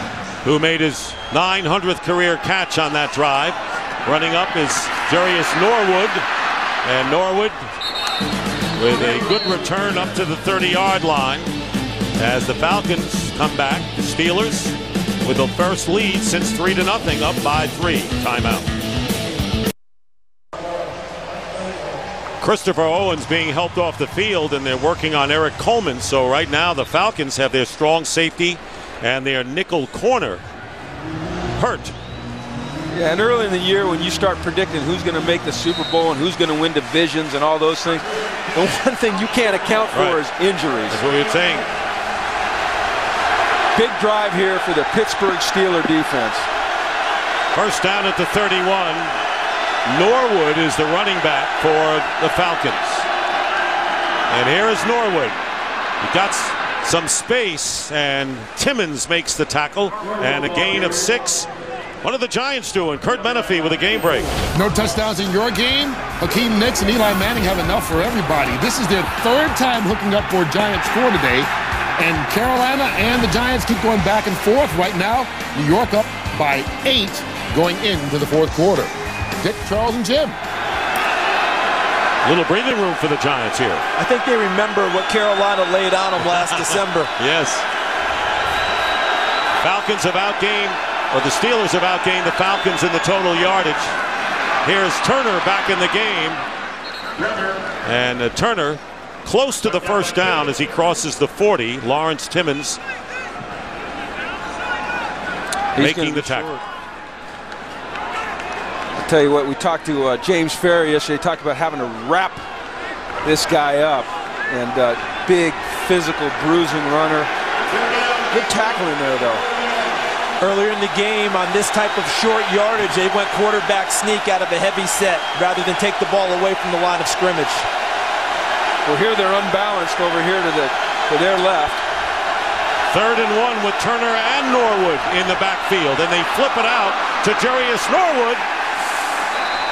And let's see if he got enough impetus to get the first down. It was Brian McFadden who forced the play from the secondary. I'll tell you what, regardless if this is a first down or not, that is one heck of a play by Brian McFadden in the open field versus an athlete like Jarius Norwood.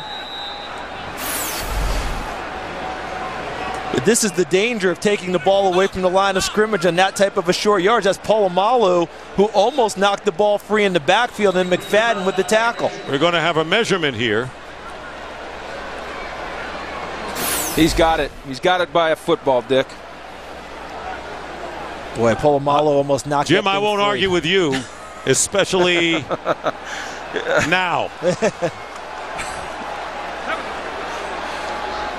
But that play by Polamalu, how close was that? What eyesight. What eyesight.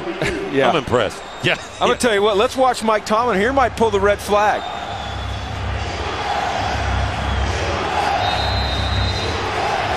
No, he's not. He's going to keep it in his pocket, and that's smart. It's not a high percentage challenge right there. First down on the Falcon 42. Here comes pressure up the middle on Ryan, and the ball is loose, and it's a free ball, and it's picked up by the Steelers. And it's James Harrison, and Harrison goes in. And a flag is down at the 30-yard line.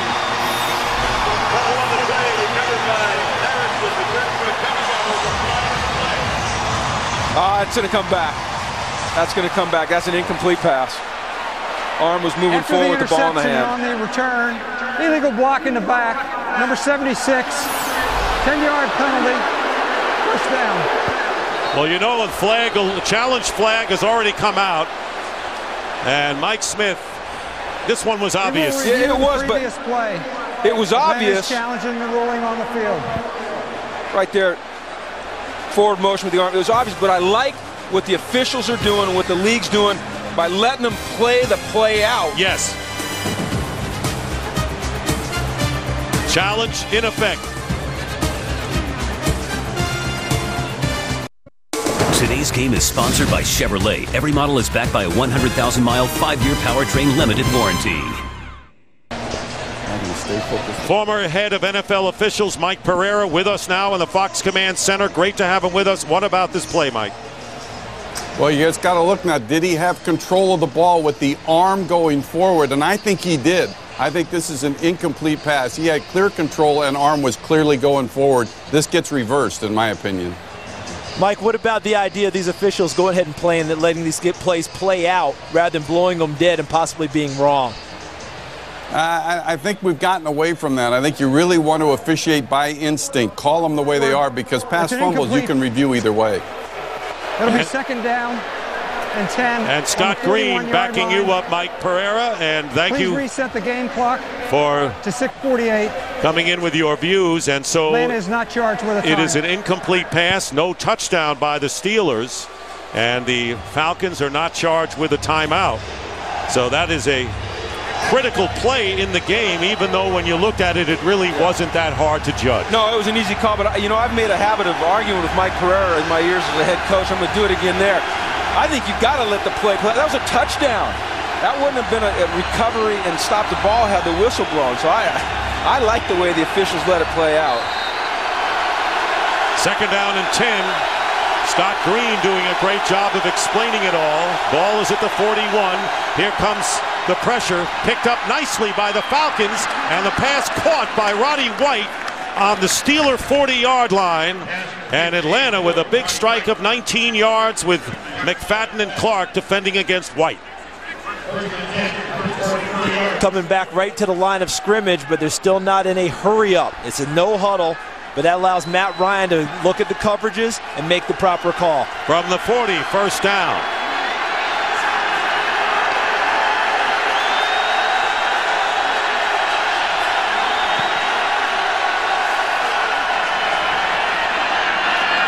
Roddy White again with the catch at the 34.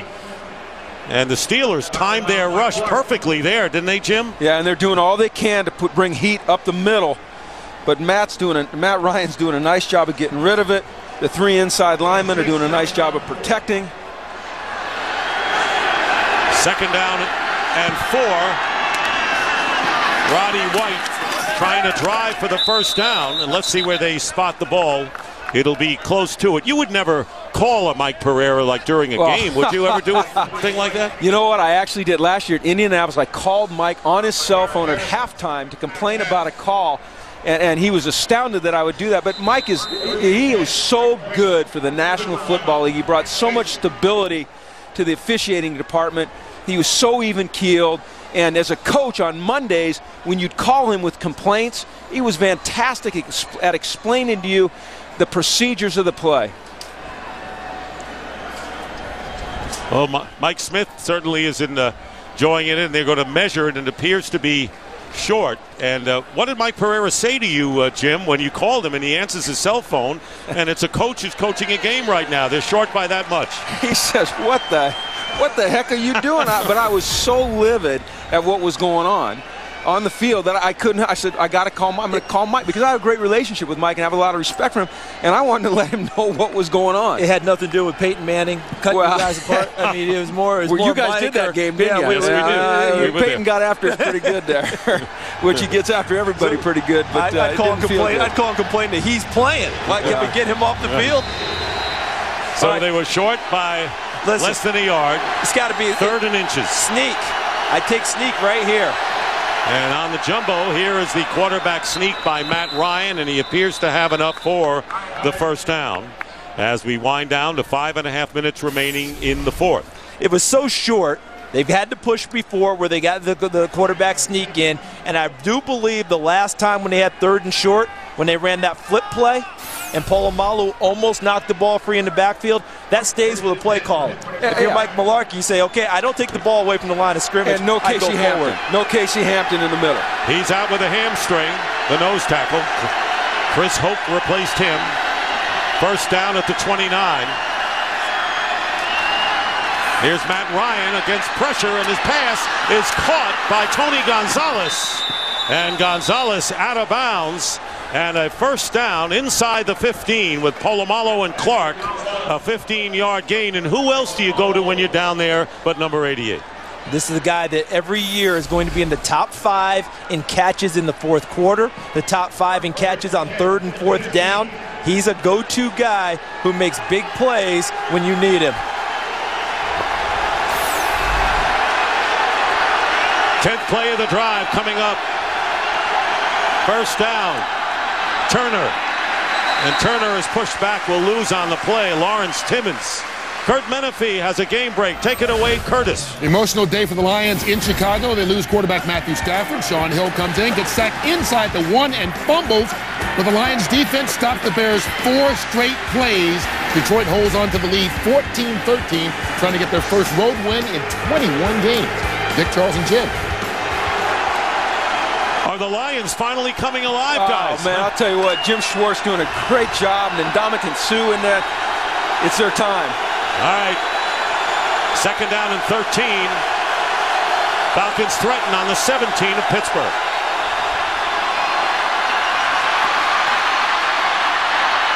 Ryan. He's got Roddy White. And White at about the 13 makes the reception, picking up 5 yards. Now, can the Steelers defense do what the Falcons defense did on the last drive? A long drive in a position to threaten for a touchdown. They held him to a field goal.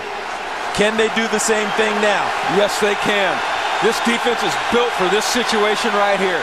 3rd down and 7. The crowd is into it, the terrible towels.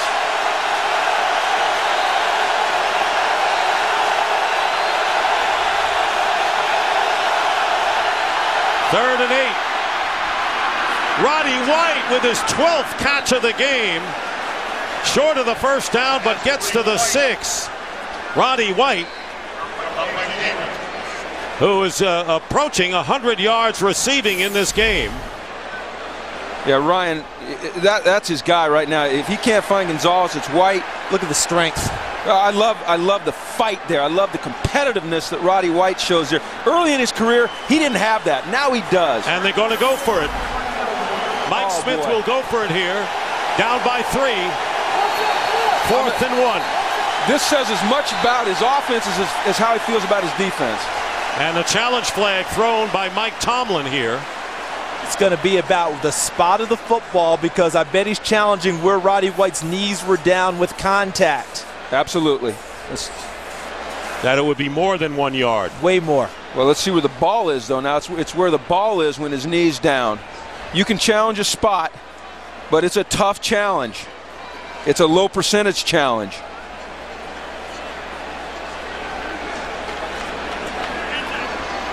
Now, can you challenge a spot when it does not mean a first down?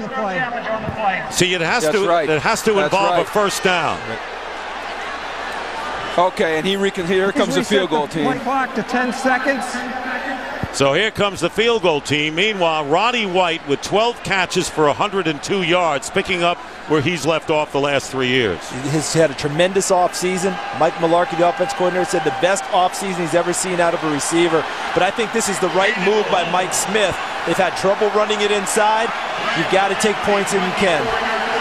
Matt Bryant with a 23-yard attempt, looking to tie the game.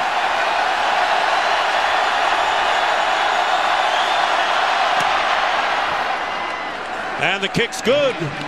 And another tie, 9-9, with 3:24 remaining in regulation.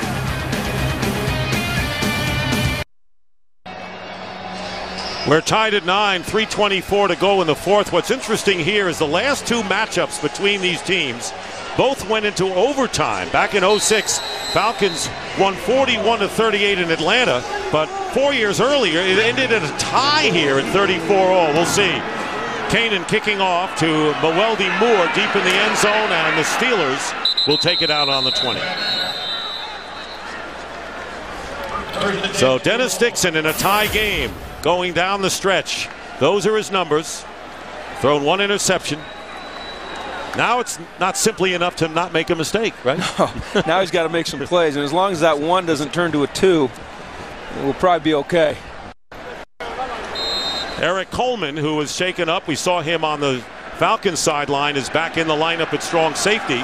And Christopher Owens is in the game as well, number 21. So the ailing DBs are back. First down at the 20. Here is Rashard Mendenhall. Tough to bring down. Mendenhall gets about 7, and Owens brings him down.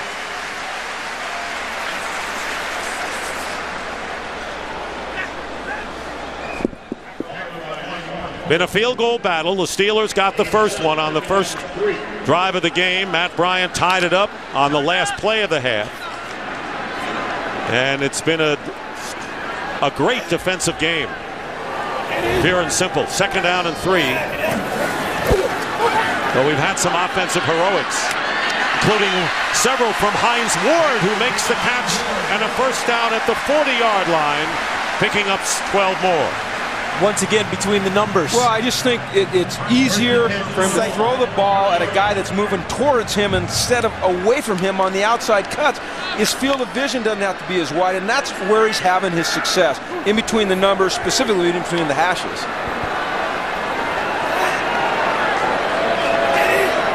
Winding down to 2 minutes remaining in the fourth. First down. Dixon completes to Heath Miller, and Miller is put down immediately by Sean Weatherspoon after getting 5 yards, and we will now wind down to the 2-minute warning here. 9-9 the score, and a timeout before the 2-minute warning called by the Steelers. They're first. Treating this like it's the last drive of the game for them, not even thinking about it, right? Right. So if you're Atlanta, the last thing you can do is allow them to milk it down, kick the field goal at the buzzer. So defensively, you're thinking about, hey, how do we aggressively make sure we can get the football back? No, I like the timeout call there, because he knows that he's going to get another clock stop here for the 2 minutes. That's why. Okay, so now he's got second down, all right, and he knows if he doesn't get it here, he's going to get a clock stop on third down. I like it. He's trying to bracket the 2 minute here, buy as much time as he can, because he wants to move this ball methodically down the field with this quarterback. He knows he's not going to get it in chunks. But if I'm Brian Van Gorder, I'm thinking about how do I disrupt them, because I've got to have the ball back for my offense with some time. 2nd and 5. Here's Dixon in trouble, and down he goes. The last thing they wanted, the big loss. Curtis Lofton came in and finally got Dixon for a loss of 5, and now we're down to the 2-minute warning with 1:57 on the clock, all tied, and we'll be back. We're back, the 2-minute warning. What about that last call, Jim? Well, I don't like it. I don't like it at all. It's 2nd and 5. You just called a timeout. All right, before the 2-minute, run the football. The clock's going to stop at the 2 minute anyway. It's 2nd down and 5. You've got a young quarterback trying to manage the game. Now you got a 3rd and long. Well, I don't like it. Brian Van Gorder loved it because he was bringing pressure on a run blitz. You think they're turned into a sack? Soft here. 3rd down and 14 on the 35, and a 3-man front. Falcons very nearly jumped offside. They got back, and Dixon will go down again. Corey Bierman. And a timeout. Coy Bierman on the sack, and a timeout immediately called.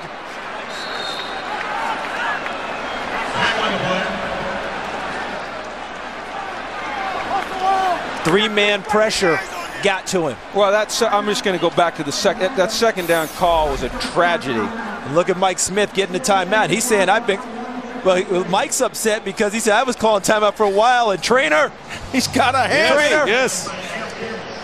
If he's like his defensive backs, he'll get back in the game. But they had dropped everyone 20 yards off the ball. All right, within 20 yards off the ball, so they had plenty of people to cover. They only rushed 3. Nowhere to go with the ball. Coy Bierman gets to him on the sack, and field position affected greatly. Matt Ryan can't wait to get his hands on the football. Coy Bierman, of course, always coming off the bench, is a great pass rusher, getting a chance to start here. 2 timeouts left for the Falcons, 2 for the Steelers on defense, but the Falcons more crucial now, taking over the ball. 4th down, Sepulveda will punt, and Eric Weems. Beautiful high kick by Sepulveda, and Weems with the fair catch at the 20. And for a game break, let's go out to Kurt Menefee. Well, New England led 31-7 over Cincinnati at one point, but Stetson Benson dives in from a yard out.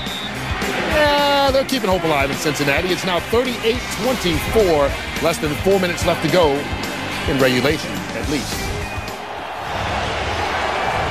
All right, thank you, Kurt. And the Bengals making a game out of it, and we have a tie right here. And so here's Matt Ryan with 1:45 to go in a tie game. With a chance to stamp the greatness that people have anointed on him with this drive here. If he can result in a game-winning field goal or game-winning points, Matty Ice is on his way into 2010.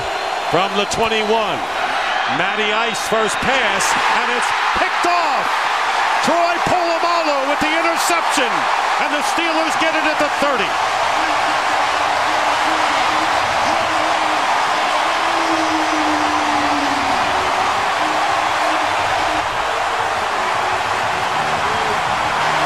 Welcome back, Troy. Watch where Polamalu comes from. He looks like he's going to play the half, and he makes a play on the sideline. What a great play by a great player. And Matt Ryan stares him down the whole way. You can't do that to a Pro Bowl player like Troy Polamalu. That's what a great play. Missed 11 games last year with a sprained knee. And did they miss him? Just look at those numbers. Review the previous play. Be a booth review on his feet. This would be, did he get his feet down on the interception? Catch. I see the drag with the right foot. The drag. We could have the tap. Catch, drag. Certainly. And does he have control? That's the next issue. Got the football. Yep. That won't be a problem at all on this one. This is going to stay Steelers football. One hand. Great disguise by the Steelers defense. They're showing a 2-deep shell and then buzzing underneath that out. And we talked about Matt throwing the out. Matt Ryan having success on the out cut. Troy just went and stole it from him. So at this stage, 1:40 to go. You see the timeout situation now. Both have 2. But more importantly, the ball is already at the 30-yard line, the plus 30. How many times do you think the Steelers throw the ball here? They ain't throwing the ball, okay? They're not throwing the ball. What a first half of a big kickoff weekend opening doubleheader on Fox. Coming up next, it'll be the Packers against the Philadelphia Eagles. Aaron Rodgers, one of the young greats, hopefully against Kevin Kolb. The defender got both feet inbounds with possession of the ball. First down, Pittsburgh. To me, that just demonstrates his greatness. Once again, the big-time players. But that's observing all game long. What route is Matt Ryan favored throwing? The long out from one side of the field to the other. Polamalu watched it the whole game, capitalized it there. First down on the 30. In a field goal game, a field goal may be all that's needed to win it. Rashard Mendenhall going outside, and Mendenhall fights his way for a gain of about 3.5.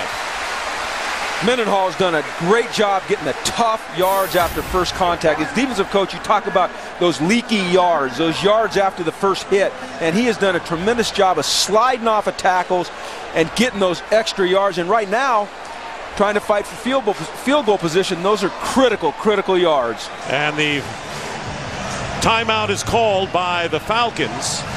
That is their second timeout, and they have 1 remaining. Now there's Reed, who has 9 game-winning field goals. Let's go back to the last time these teams played here.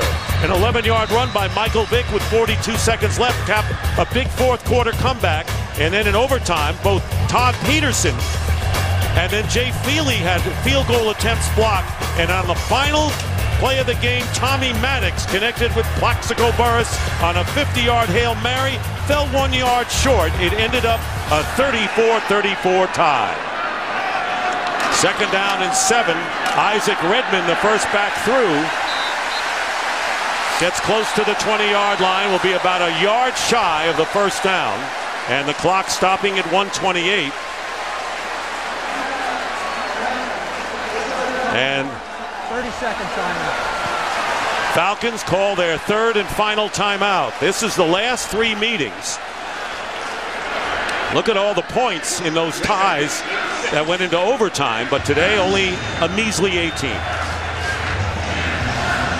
Yeah, and I remember this game. I was at that game. That was a shootout.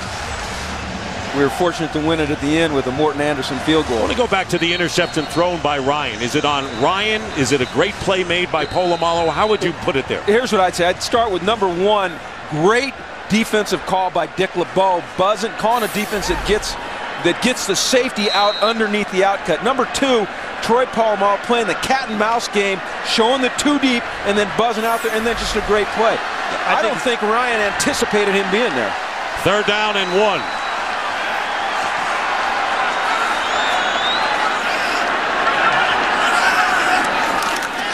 And here's Redmond, and he won't get the first down. And Curtis Lofton makes the play. We want to welcome the viewers here to Pittsburgh. Dick Stockton, along with Charles Davis, Jim Mora, 9-9 the score. It has been a sizzling defensive battle as we wind down to a minute.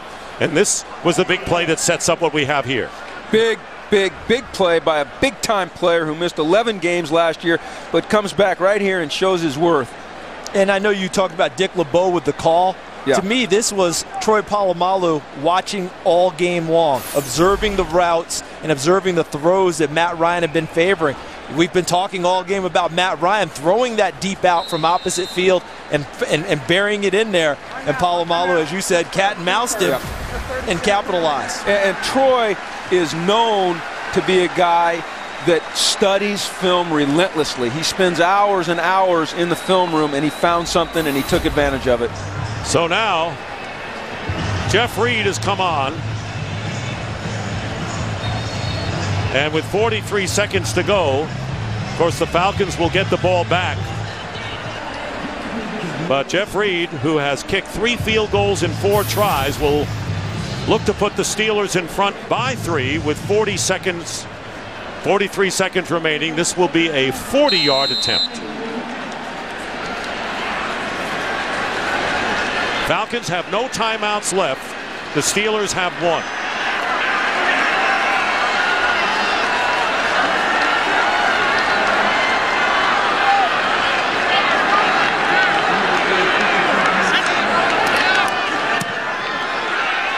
And this kick is no good, off to the right.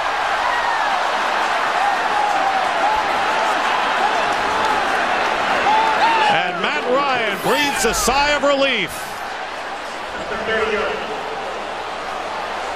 Snap was fine. He just, he's been playing the wind well all day, aiming it at that left goalpost and bringing it back into the right, and that time he just didn't do it. That's twice on that end of the field, guys, because Matt Bryant had the same thing happen to him where the ball spun off to the right in the first half and he missed a field goal. Now in this critical juncture, it happens to Jeff Reed. So if you're Matt Ryan now in the Falcons, no timeouts, do you try and get it downfield or do you sit on it and play for overtime? Well, they're going to try to get it down the field. I think you got to go try to win it. First down at the 30. They hand it off to Jason Snelling. That just said overtime. Well, that did. What you do is you run a draw on first down. If you get a chunk, then you go into your no huddle. You go into your hurry up. If they stop you, then they do what you do here. You just let the clock run out. You go flip the coin again. You go to overtime. You take your chances. 3 overtimes in a row for these 2 teams. 3 straight games between the Steelers and Falcons going into overtime. 0-2, which ended in a tie at 34. 0-6, with the Falcons won by a field goal in Atlanta. And now we go to overtime here as Jeff Reed misses a 40-yarder with a chance to do it. And so We will have overtime here on kickoff weekend in Pittsburgh as the fourth quarter runs out and we're all even at 9.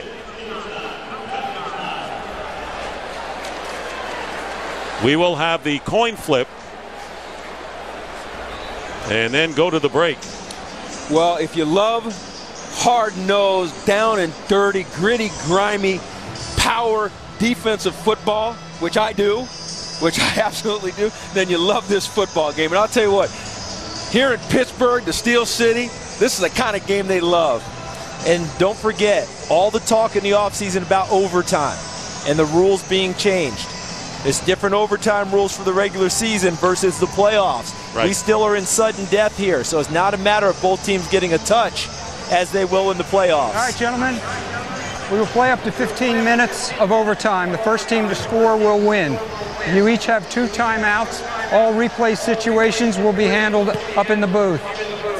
Atlanta, you're the visitor. What's your call on the coin? Tails. Tails is the call. It is tails. You've won the toss. And which end zone? You want to kick that way. All right. Atlanta will receive in this end zone. So the Atlanta Falcons will get the ball, and here's why we're in overtime. Jeff Reed missing a 40-yard field goal with 39 seconds left and saving Matt Ryan to live for another day after he threw that interception. We'll be back with OT.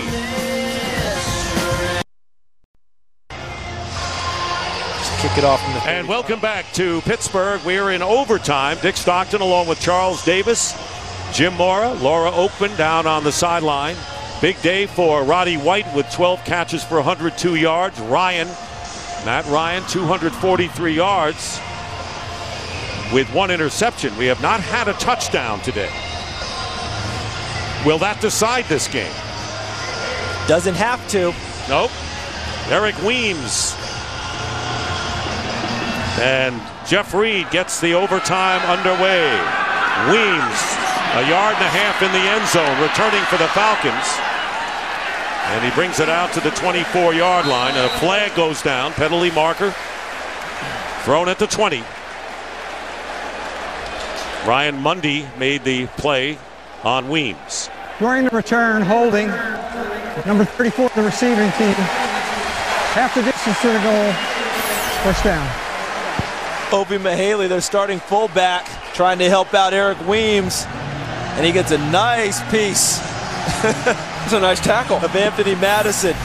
Advantage Pittsburgh defense with that penalty because of where Atlanta starts, but I still like Matt Ryan getting his hands on the ball because of his short memory with a chance to win the game. How about this? That was only the second penalty against the Falcons in the game. Disciplined, well-coached football teams. First down at the 10.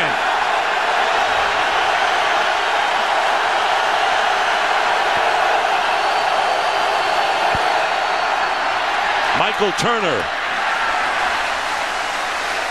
Minimal gain. 3 yards they'll give him with 2 tight ends up front.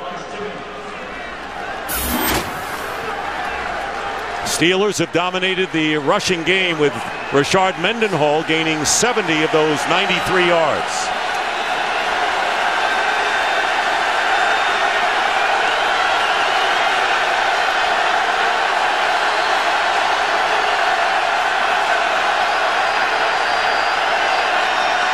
On 2nd and 7, pass caught by Roddy White going out of bounds, and the first down for the Falcons as they get it up to the 21 on a 9-yard pickup. I'll tell you what, I can't say enough about Matt Ryan and his confidence in himself and in Roddy White throwing the ball to the outside. That's not an easy throw. It's a very, very tough throw, but he does it, especially coming off of an interception.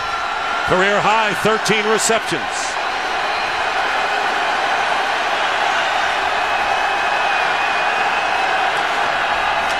They go to Turner. And he goes down at the 24 after getting 3. So we come up with 2nd and 7 again, a repeat of the first series of this drive. I think this is another down that it goes back to Matt Ryan's arm. I don't think they feel like they can grind it out, getting 3 yards a crack and putting it on him. I think they put it on him right here on 2nd and 7.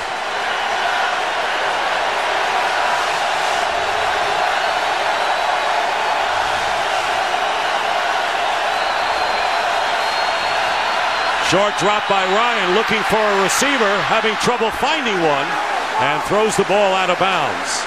Bringing up 3rd and 7, Lamar Woodley getting into Ryan's face. You always talk about the heat that gets into Matt Ryan's face, but the coverage allows the heat to get there. Everyone is covered up. They snugged up to all of them. How often do you see a linebacker cover a wideout the way James Harrison just did? 3rd down and 7.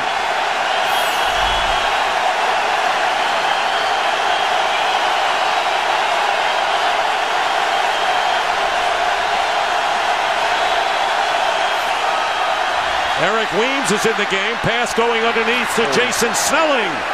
And a flag goes down. Snelling has a 1st down out to the 32, but a penalty marker. And the Falcons are heading back toward their line of scrimmage. Holding. Offense. Number 72. 10-yard penalty.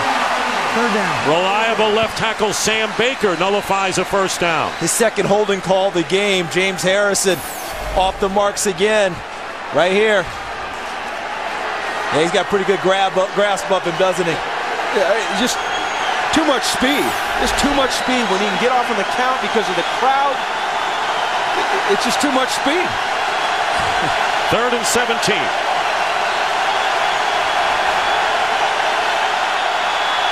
Ryan again off the hands of Jarius Norwood. 4th down, and the Steelers could be looking at good field position here.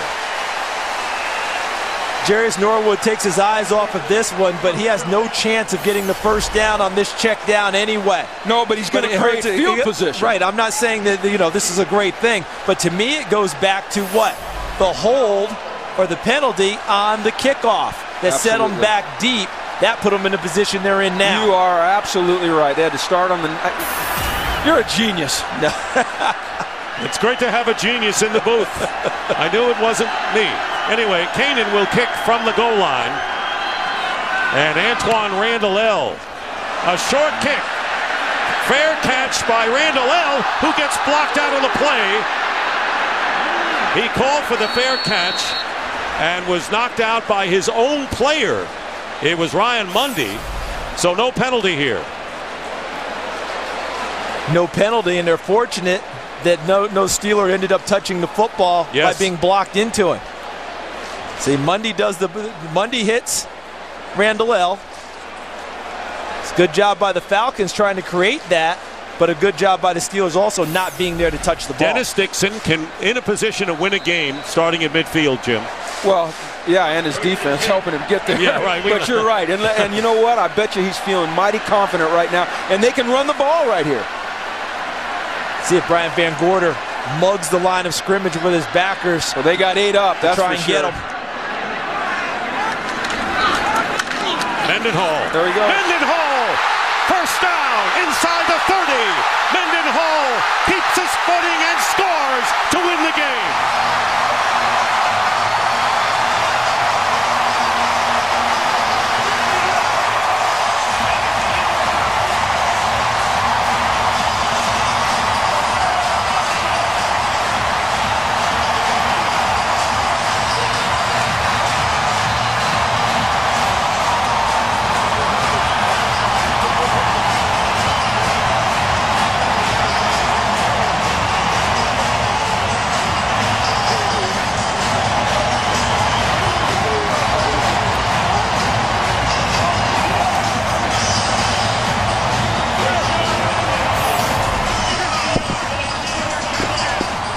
When you crowd the line of scrimmage, Jim, if there's any type of a crease, look at the block there by David Johnson, and that leads him through. But if you crowd it with 8 or 9 and you get any type of a crease, you can go a long way. Yeah, and they just kept pounding it and pounding it and pounding it and pounding it, and they finally broke one, and it's a game winner. 50-yard run by Rashard Mendenhall to win the game 15-9, and the Steelers have now won 8 consecutive opening day games, the longest current streak in the league. Hines Ward, who made some huge catches today and was the alter ego for Dennis Dixon. But as Jim Mora and Charles Davis had said, this was a situation where the defense said they had to win it for Dixon, and they helped. Final score 15-9 for Charles Davis, Jim Mora and Laura Oakman. Dick Stockton saying so long. Stay tuned for the second game of our doubleheader. It'll be the Packers and the Eagles. And coming your way right after these messages.